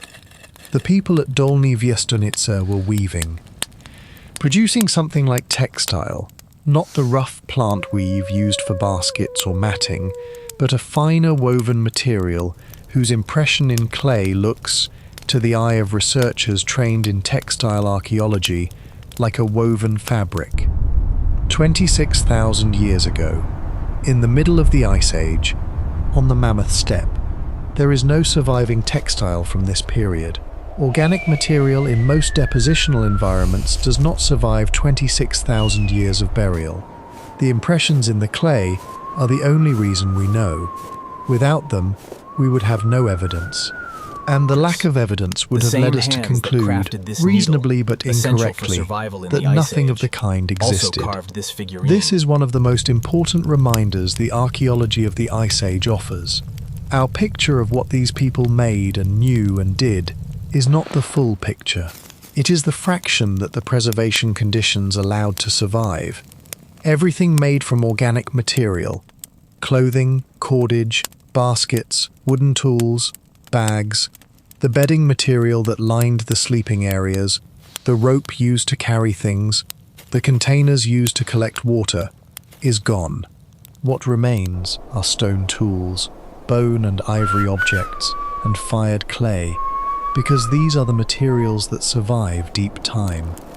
The people who walked the Mammoth Steppe were richer in technology, in material culture, and in knowledge than the fragments that survive can tell us.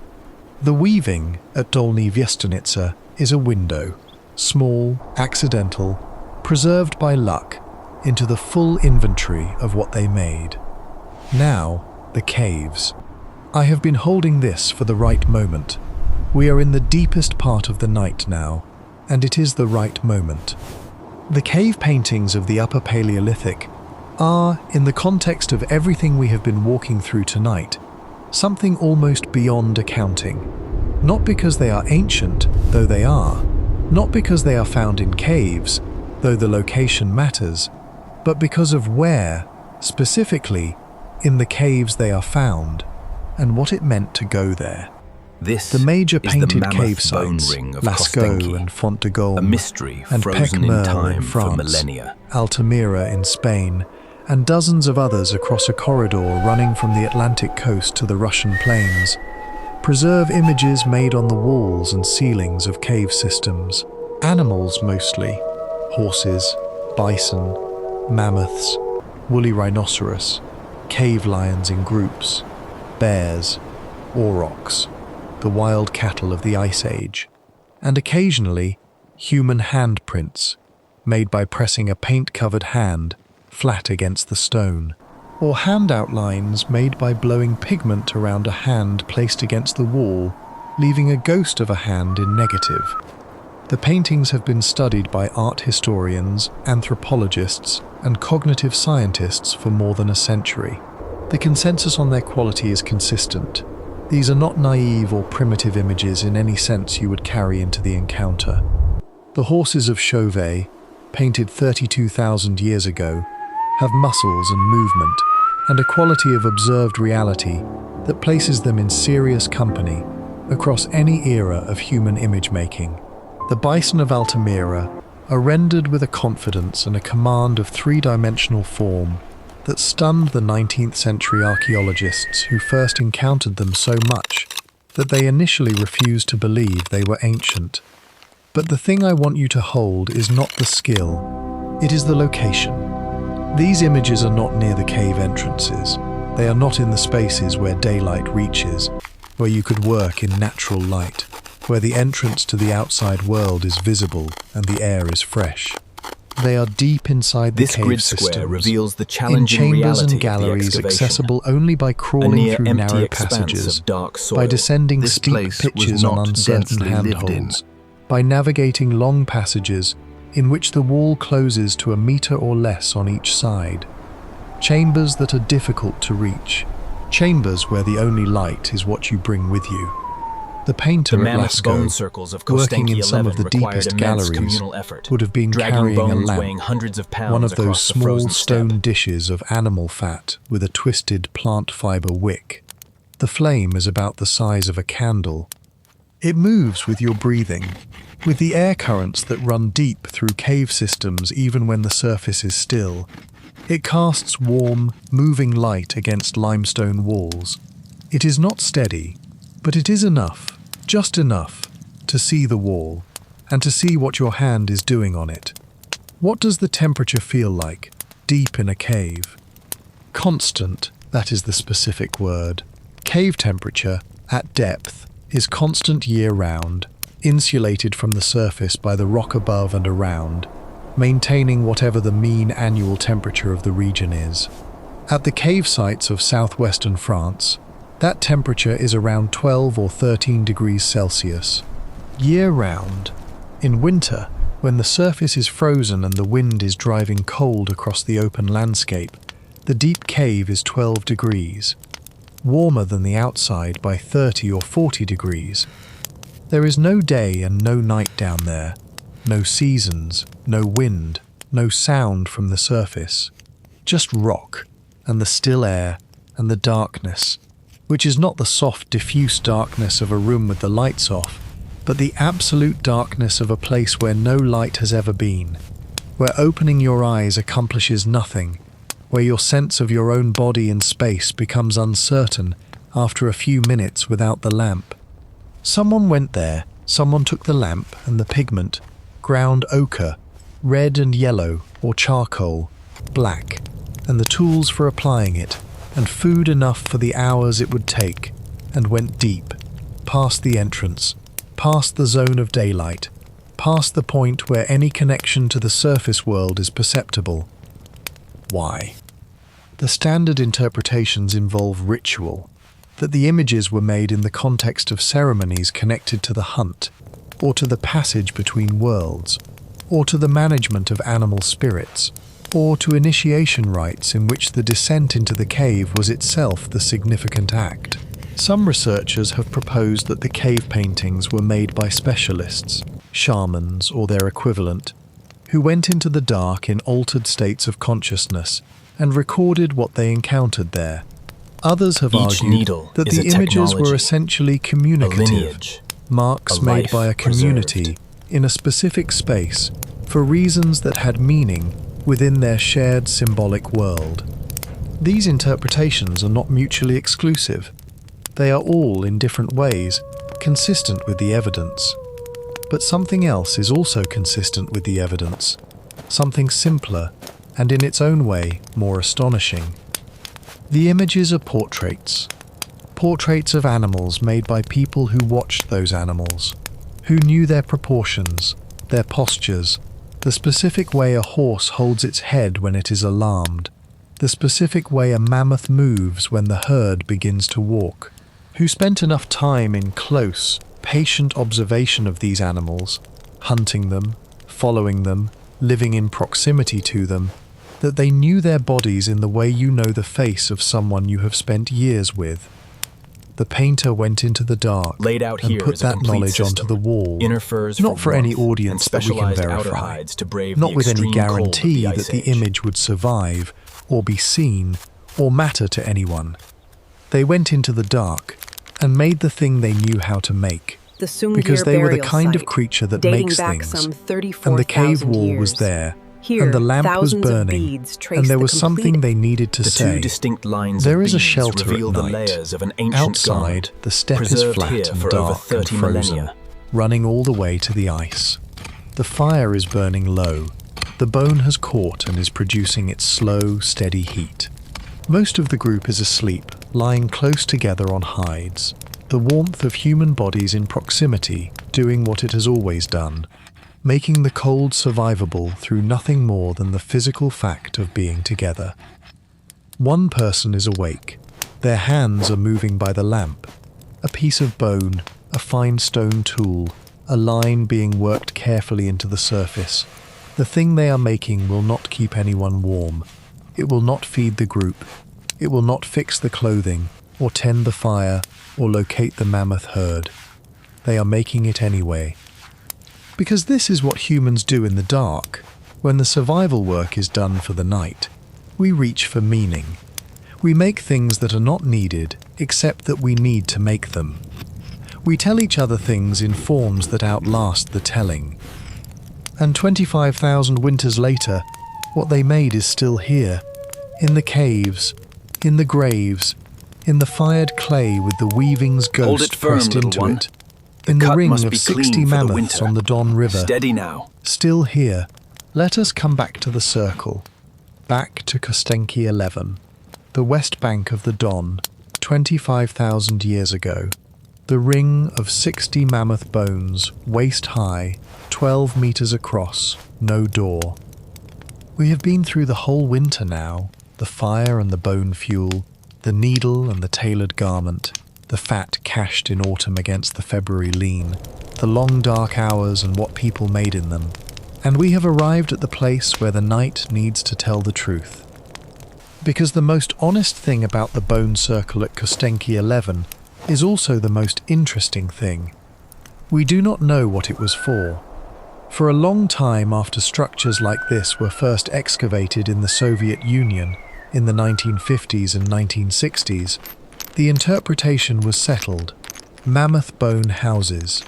The bones formed the walls. As we slowly pull back, Hides the stretched significance across of the a pole clustering becomes framework clear. provided the These roof. flags mark And the dedicated work structure was areas a for the shelter, production of scrapers practical, and awls. ingenious, suited to a treeless landscape. This reading made immediate sense, and it has the quality of satisfying explanations. It is coherent, it is logical, it fits a narrative we find rewarding. Ice Age people built their homes from what the steppe gave them in abundance. The Exeter team's 2020 analysis of Kostenki 11 created a specific problem for this reading. The activity levels inside the ring were too low for a habitation site. The debris of daily life, the dense accumulation of discarded food, broken tools, ash, animal In the bone from unforgiving meals, expanse of the the full mammoth material steppe, signature of a survival group hinges occupying a entirely space on for the weeks skill or of the months clothing maker. was not present at the levels the house interpretation would predict. The interior was quieter than a home should be. The structure would also have been extremely difficult to roof at its 12-meter diameter. Spanning a 12-meter opening with hides draped over poles requires a central support structure, and such a structure is not evidenced in the site. It could have been removed before the site was abandoned, but its absence does not help the house reading. And the ring has no door. A house with no obvious entrance is a difficult thing to argue for. So the house interpretation, examined by Pryor and his colleagues, with the full range of modern analytical tools, does not hold comfortably, which leaves open the question that has no definitive answer yet.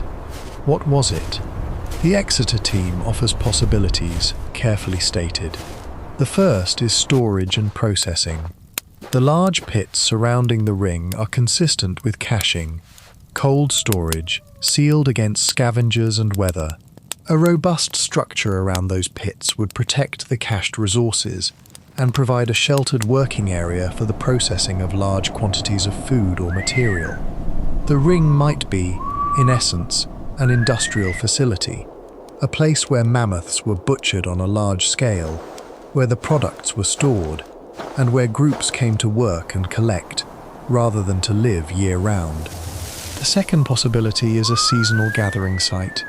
The evidence from hunter-gatherer societies documented in historical and ethnographic records is consistent on one point.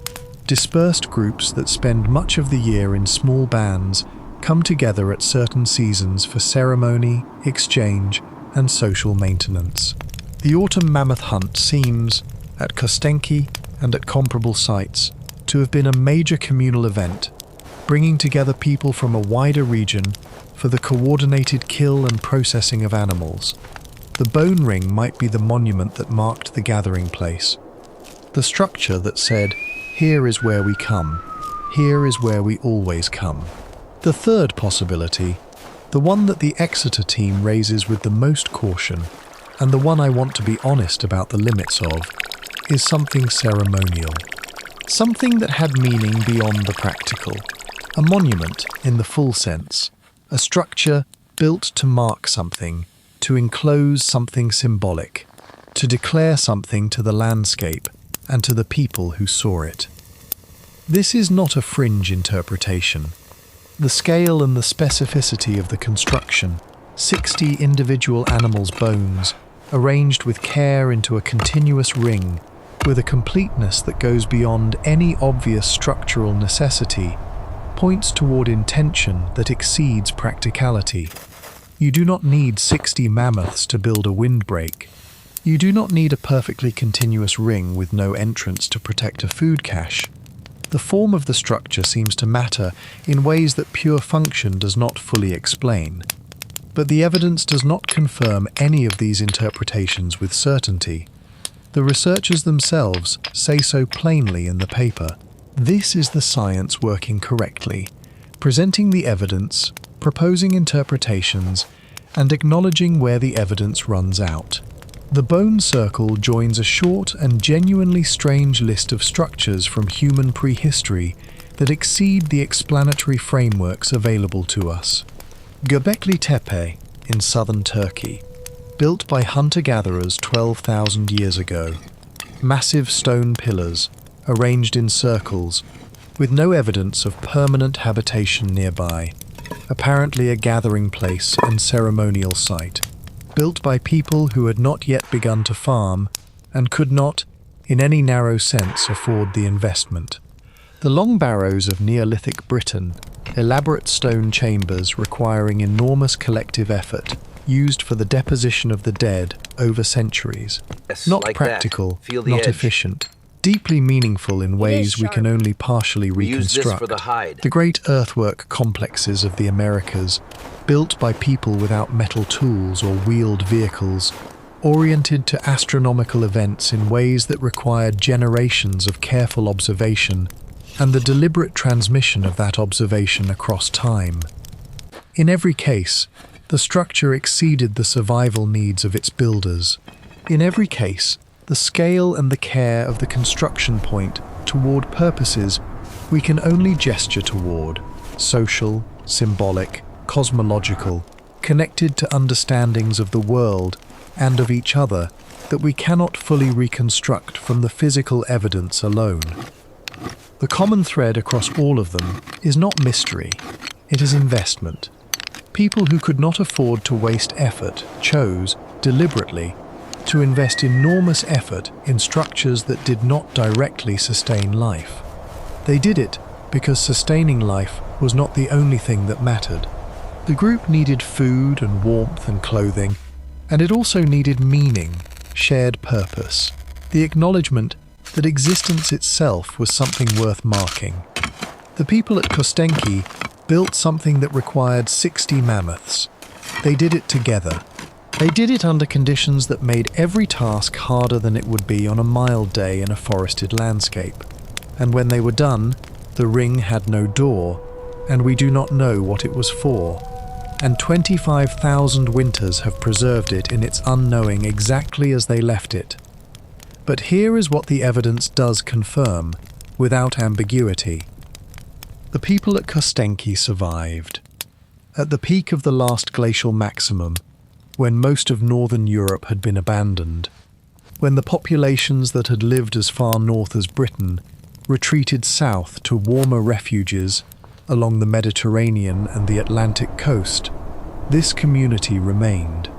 On the open Russian steppe, with the ice sheets to the north, the frozen steppe extending in every direction, and the winter that lasts. In part, they stayed because of the spring. The natural spring at Kostenki, liquid year-round, providing water when everything else was frozen, was not a convenience. It was, the Exeter team suggests, potentially a primary reason this location was selected and repeatedly occupied.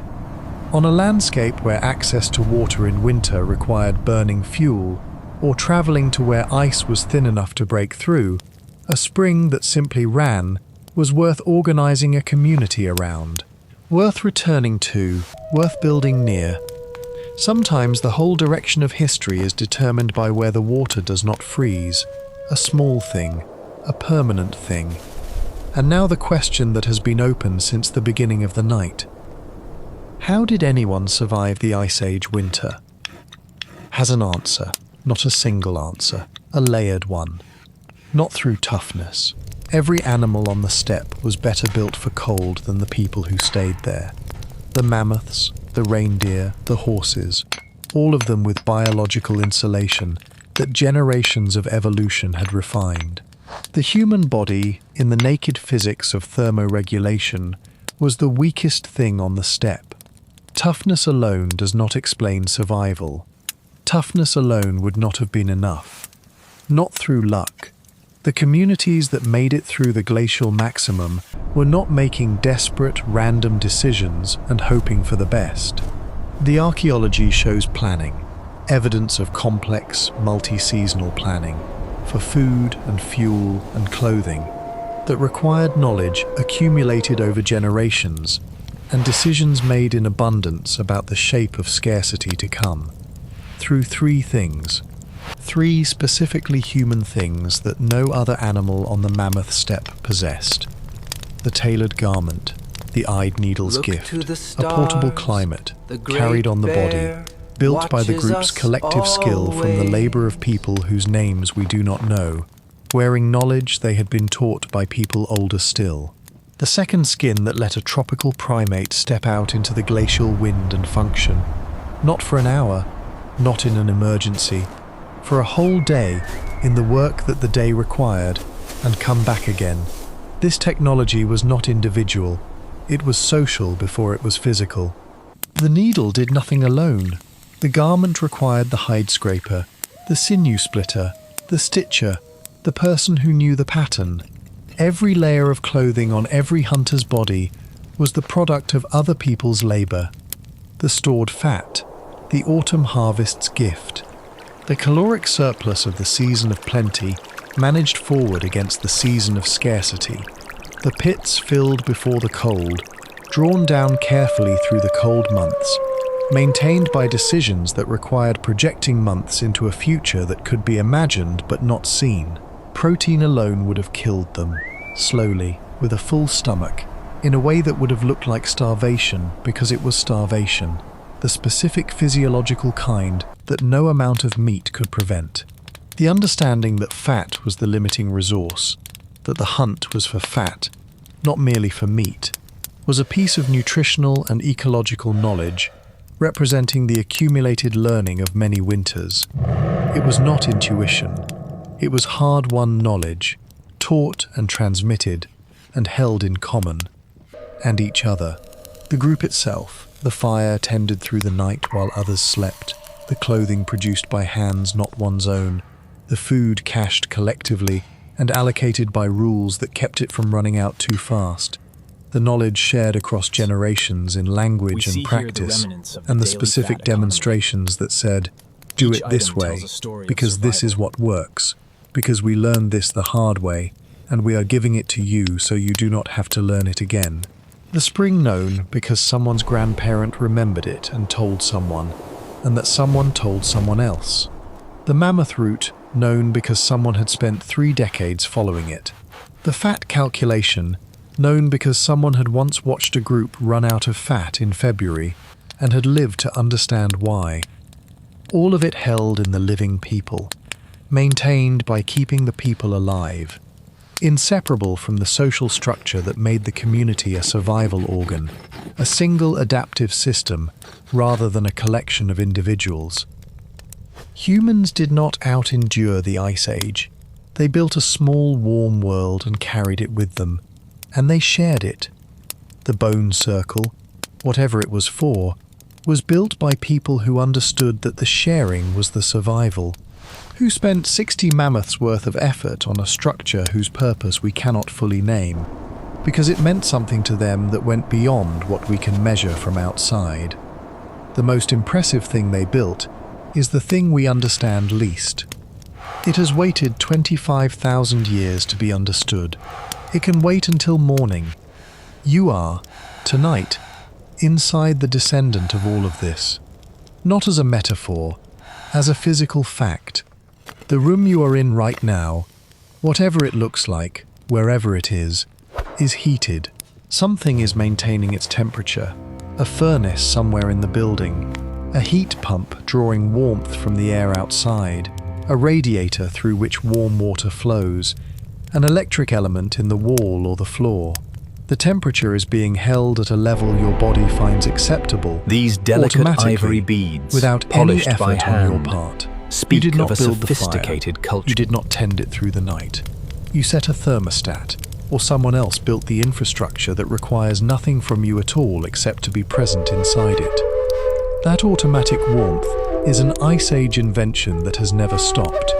The mechanism has changed beyond recognition. We no longer use mammoth bone. We no longer need a person awake at 3 in the morning adding fuel to keep the temperature survivable. But the principle is the same. Build a small enclosed space. Generate heat inside The it. warmth must last Keep it until going the through the dawn. night. Make it reliable tomorrow enough that by the the people river. sleeping inside it do not need to remain alert. Think about what that specific thing costs to achieve. Every step of that chain, from the first sunken hearth at Kostenki to the thermostat on your wall, involved someone solving a problem that had not been solved before. How do you keep the fire burning without wasting fuel? How do you store enough fuel for the whole winter? How do you build the walls efficiently enough that the heat generated inside them is not all lost to the night? How do you separate the sleeping area from the cold floor? How do you route warmth to multiple rooms? How do you do it without a fire at all? 25,000 Each of those years from problems now, was solved by this someone, line will still be somewhere, legible. in conditions probably less comfortable than subject. tonight. And the solution was passed Deep forward, within this upper taught to the next Paleolithic person, cave, to the next a solitary generation, stone lamp refined, illuminates the improved, first trace. adapted to new materials and new circumstances, until the chain arrived here, at this room, at this temperature, at you. 25,000 years of refinement on that one principle, and here you are, inside it.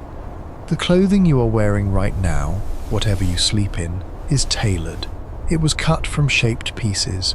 It was sewn together at seams that follow the contours of a human body. It closes at the openings and moves with the limbs and holds its shape when you turn in the night. You are wearing the descendant of the eyed needle. The machine that made your clothing was a Encased in descendant of the fine bone crystalline needle from a frost, Siberian these cave. grasses endure the abyssal thread cold was of the the late descendant of Pleistocene. sinew thread, rolled between palm and thigh, in a shelter on the Russian steppe. The understanding that a garment should fit, that it should be shaped to the specific dimensions of a specific body, rather than merely draped over it, goes back to a person whose name is gone, who figured out that a seam in the right place changes everything, and who taught someone else, and so on, all the way forward. Every piece of clothing in your home carries that ancestry. The cut of a sleeve, the way a collar folds, the concept of a hem, of a seam allowance, of cutting fabric on the bias so it drapes more naturally, all of it descending, by a chain of teaching and refinement, from the first person who understood that a fitted garment and a draped one are different objects with different consequences.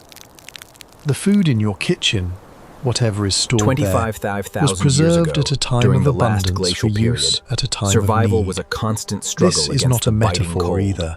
The principle that drove the autumn hunt, the filling of the cold pits, the careful management of fat reserves against the length of the winter ahead, that principle is still organizing the food systems of the world. We call it supply chains, inventory and management, unforgiving. food preservation technology, The open steppe at the dusk logistics of approaches the the very cold chain. limit of what a body But the can idea is the endure. same. Put it away when you have it, because the season of scarcity comes, and the season of scarcity needs feeding. Your kitchen is a mammoth bone pit. Your freezer is the permafrost storage that preserved the fat through the winter. The entire infrastructure of The amber food coals that were sits the between answer you to the and crushing hunger, cold. the farms, A the fragile trucks, glow. the warehouses, the supermarket shelves, is the This current is the mammoth edition steppe, of the autumn hunt, 25,000 years scaled ago. by 10,000 years of civilization.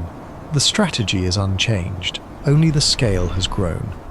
You live inside 3 Ice Age inventions simultaneously. Right now, you have always lived inside them. They are so fundamental to what human life looks like that they have passed below the level of notice. They feel not like inventions but like conditions, like how things simply are. They are not how things simply are. They are how things were made to be, by people who did not have to do any of it, and did it anyway, generation after generation, in winter after winter, because survival required it, and because the people who came next deserved the knowledge. And the people who invented them, who worked out, through decades of hard winters, exactly how to solve each piece of the problem, did not do it alone. The fire was kept by someone who woke when the warmth diminished. Not because they were told to, because the group needed the fire, and they were part of the group, and the needs of the group were inseparable from their own. The clothing was made by hands that were not the hunter's hands, by someone who spent their day scraping and stitching and threading, while other people were outside doing other tasks, and whose contribution was as essential as any of theirs, and who knew it, and who passed the knowledge of how to do it to the next person who would need to know. The knowledge was held by the group and maintained by teaching. The specific words and demonstrations and practice sessions through which everything one generation learned was transferred to the next, not stored in any medium that could outlast the people who held it. No book, no record. Just the living chain of one person showing another, and another showing the next. The survival was always collective before it was individual. The warmth in your room is the end result of an unbroken chain of people sharing what they knew, making things for each other, keeping each other alive through the times that kill. That chain is 25,000 years long. It has never broken. Think about the person at Kostenki, who woke in the dark to add fuel to the fire. The bone was burning low. The warmth was diminishing. The cold at the edges of the ring beginning to reassert itself. They sat up, added bone, waited for the fire to take, lay back down, looked up at whatever sky was visible above the ring, stars if the clouds had cleared, or the flat grey of an overcast night, or nothing at all. They did not know that 25,000 years of winters would pass, and that at the end of them, a person would be lying in a warm room, thinking about them. They just did what the night required. The bone went on the fire stayed lit, the warmth held, and in the morning everyone woke up. Because of it, the morning came, and because the morning kept coming, the people kept living. And because the people kept living, the knowledge was passed forward. And because the knowledge was passed forward, we are here. There is something about the bone circle I want to leave you with. Not the mystery of its purpose, though the mystery is real, and the researchers are still working on it. Not the technical achievement, though the achievement is astonishing. The bone circle was unnecessary, that is the thing. Whatever it was, storage facility, processing site, gathering place, monument, it did not need to be a circle. It did not need to be continuous, unbroken, 12 meters across, assembled with care for its completeness. You can store food in pits without building a ring of 60 mammoths around them. You can process animals without enclosing the workspace. You can gather without marking the place. The form of the structure exceeds its function. The care taken in building it, the continuous ring, the specific placement of the bones, the completeness that drove someone to keep going until the last skull was fitted into position, points toward an intention that goes beyond usefulness. Someone stood back and looked at the ring and judged it not yet complete, and went and got another bone, and kept going. They made something that had to be finished. In the middle of the hardest winter, with the hardest constraints, they made something larger and more complete than they needed to, because the making mattered, and because the completeness mattered, and because something in the human mind recognizes when a thing is done and insists on reaching it. The same impulse that sent someone deep into a cave at Lascaux with a lamp and pigment to paint a horse where no one would easily see it. The same impulse that drove the community at Sungir to spend 10,000 hours on beads for 2 children who would never use them. The same impulse that produced ceramic figurines at Dolny Viestanitsa thousands of years before anyone made a pot. We make things that exceed our survival needs. We mark places. We honor our dead. We go into the dark and make portraits of what we love. We build circles with no door. This is not separate from what makes us effective survivors. It is the same thing. The quality of mind that invents the needle also makes the figurine. The capacity for planning that fills the autumn pits also tells the story around the fire. The social intelligence that keeps the group coherent also buries the children with 10,000 hours of love sewn into the garment. It is one thing, and it has been one thing for as long as we have been human. Built some If tonight meant something to years you, ago, if the any mammoth part bone of this circle at long Kostenki winter reached offered you, vital there is a protection from the simple steppes' thing you harsh can do. winters.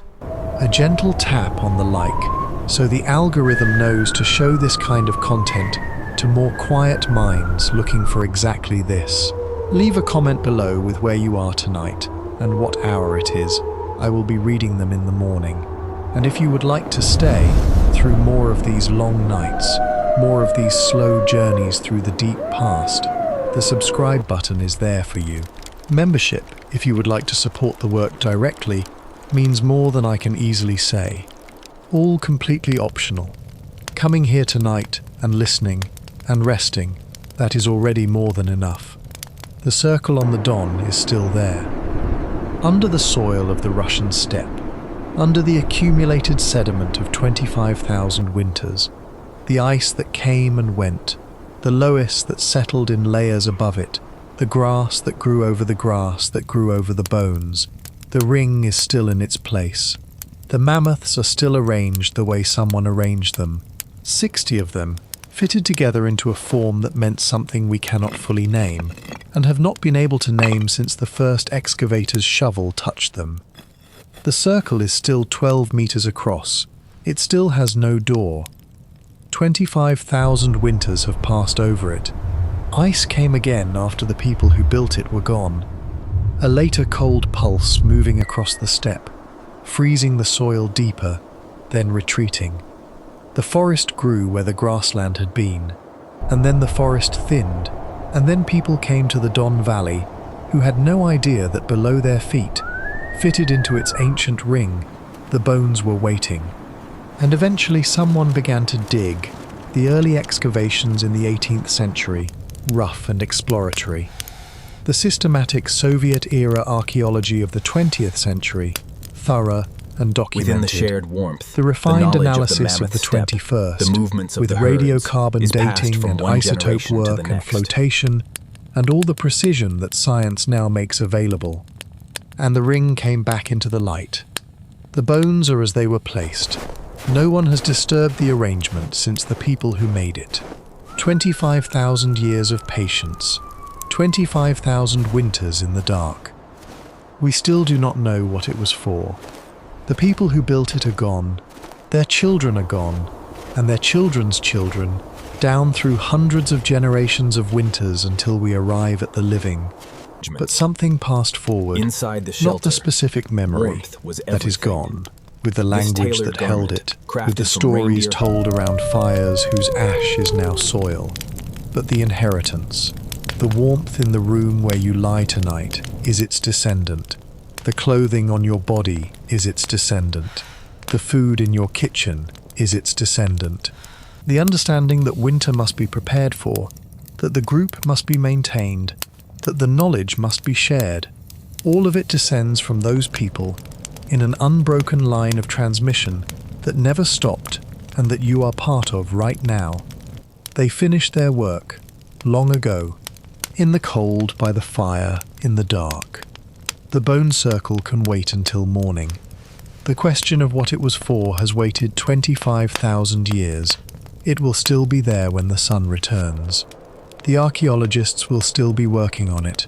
The bones will still be in their ring. The winter outside, Here, in the wherever heart of you the Ice are, Age shelter, whatever we see season the it is in profound your part of importance the of this world, technology. can wait until The very morning. first architecture The designed questions for you gathering. brought with you to bed tonight, the things still unresolved, the small worries that circled before the night began, they have waited this long. They will be Found in waiting when the light comes 1969, back. the Sungir They are 2 not and going 3 anywhere, remains show that and you even will be better placed to 32,000 meet years them ago, after The sleep scale than of you the are Sungir right burial now. is immense. For now, Archaeologists you are warm. estimate that the For beads now, alone the door required is shut. 10,000 hours The of heat labor. is steady. The clothing holds. The food is stored. The knowledge was passed down. The fire, in whatever form it takes in your home tonight, was tended through the night by someone who woke when the warmth diminished, long before you were born, so that eventually, through a chain you cannot trace but can trust, someone would tend it for you.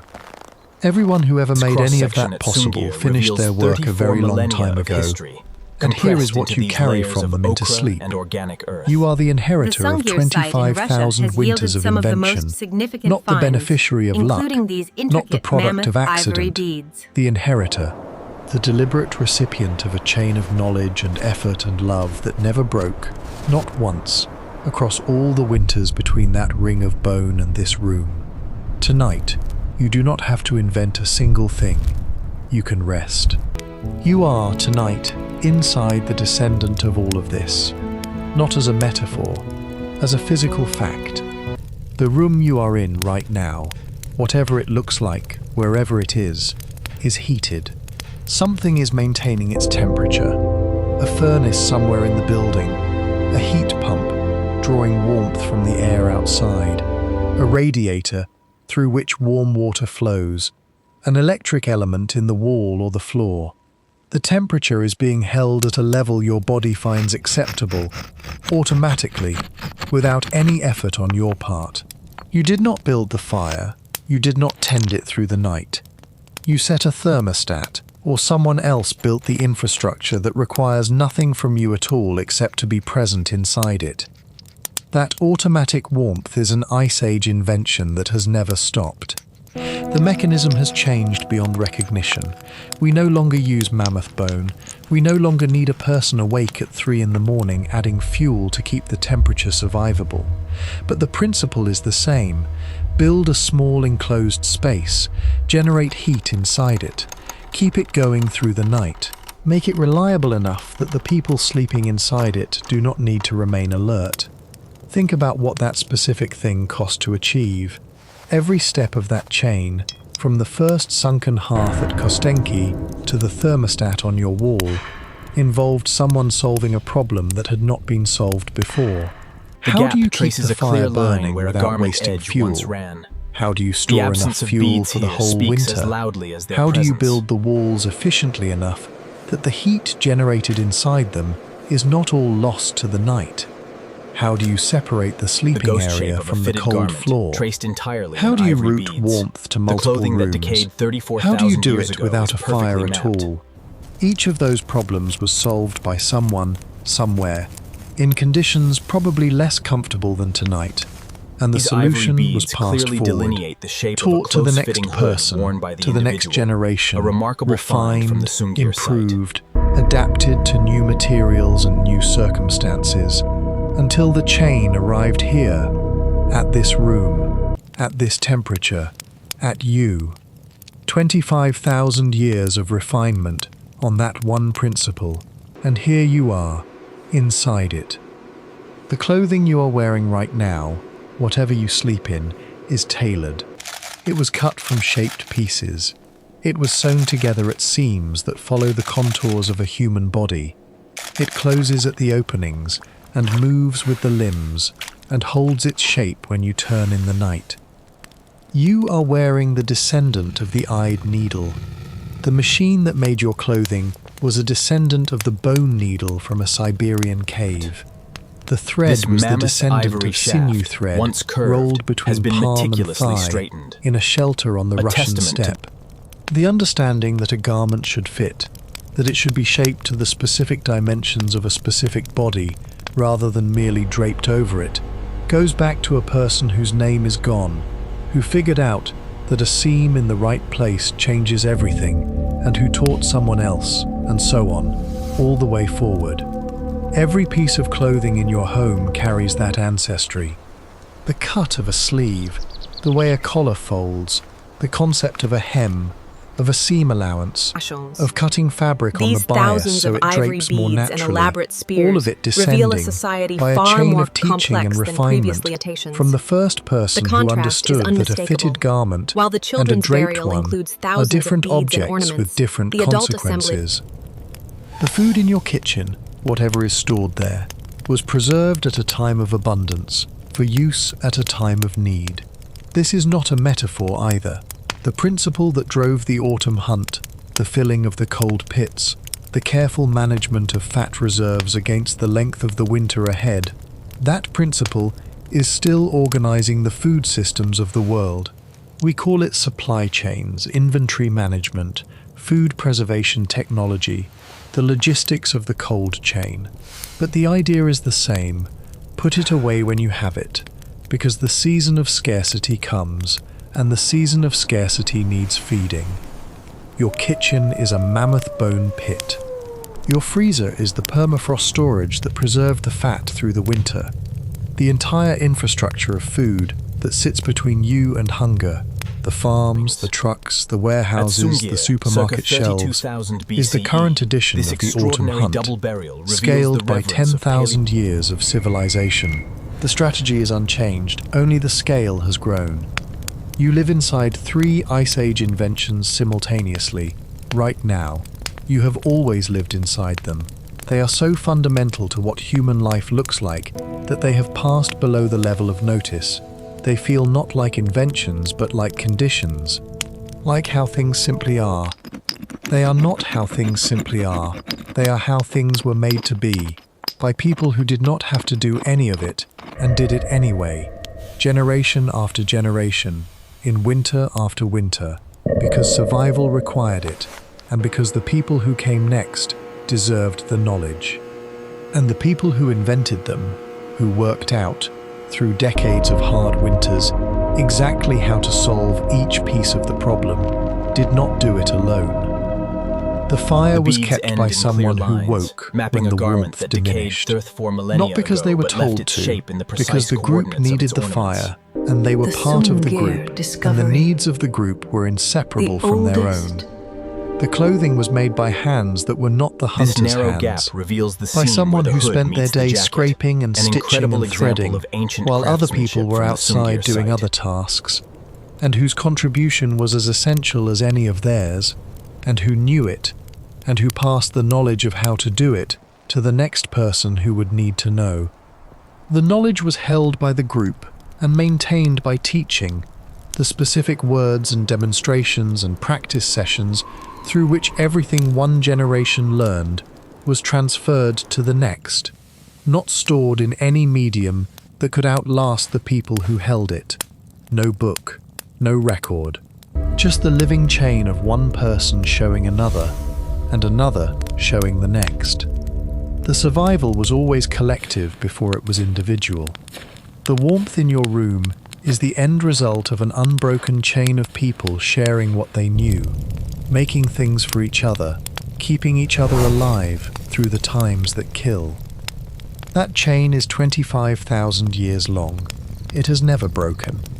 Think about the person at Kostenki who woke in the dark to add fuel to the fire. The bone was burning low, the warmth was diminishing, the cold at the edges of the ring beginning to reassert itself. They sat up, added bone, waited for the fire to take, lay back down, looked up at whatever sky was visible above the ring. Stars, if the clouds had cleared, or the flat grey of an overcast night, or nothing at all.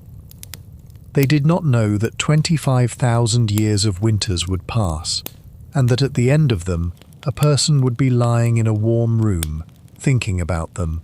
They just did what the night required. The bone went on the fire stayed lit, the warmth held, and in the morning, everyone woke up. Because of it, the morning came. And because the morning kept coming, the people kept living. And because the people kept living, the knowledge was passed forward.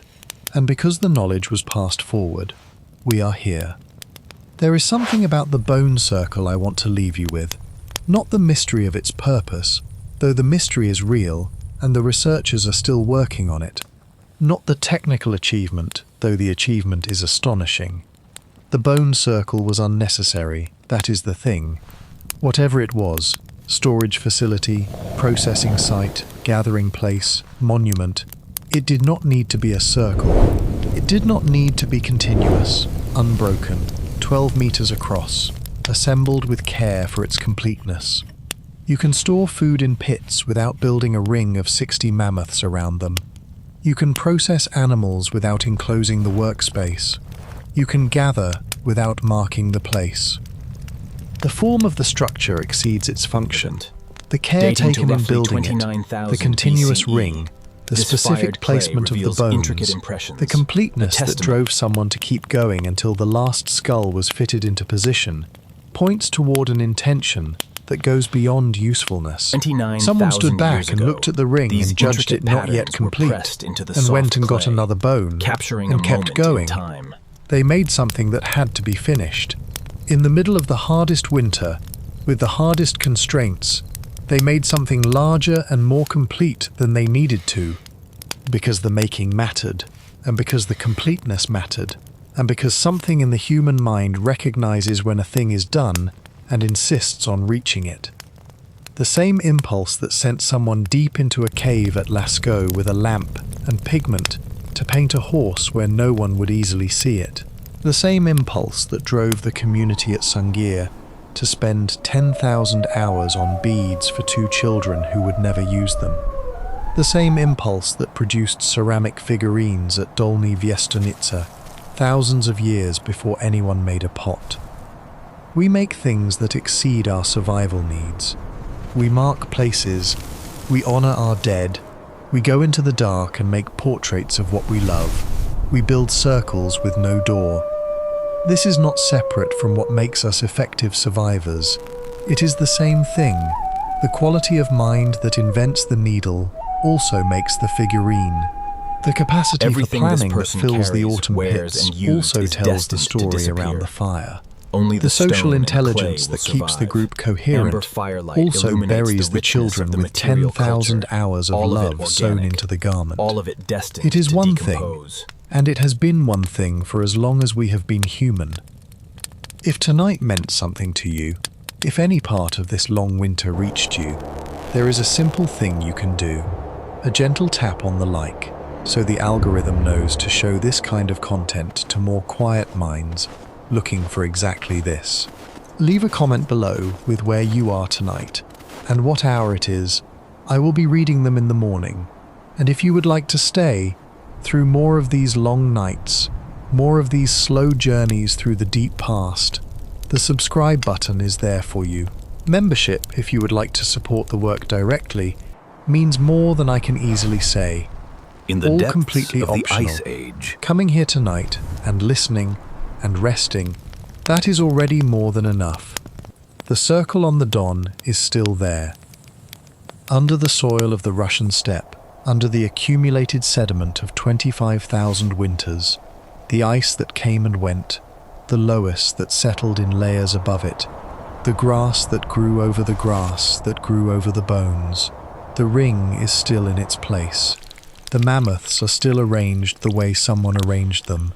60 of them, fitted together into a form that meant something we cannot fully name, and have not been able to name since the first excavator's shovel touched them.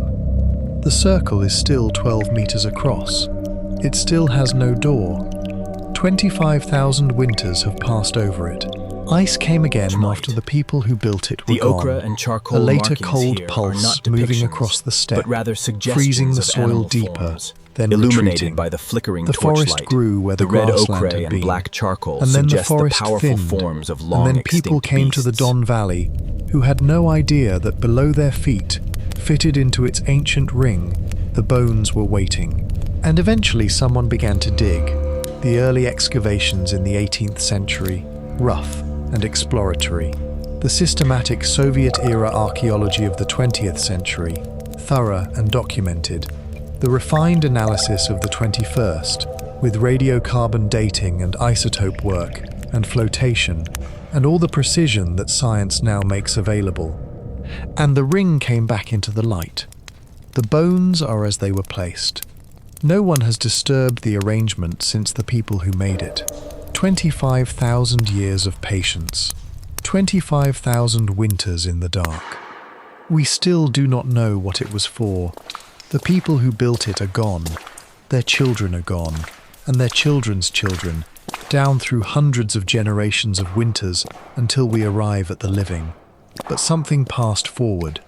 Not the specific memory. That is gone, with the language that held it, with the stories told around fires whose ash is now soil. But the inheritance. The warmth in the room where you lie tonight is its descendant.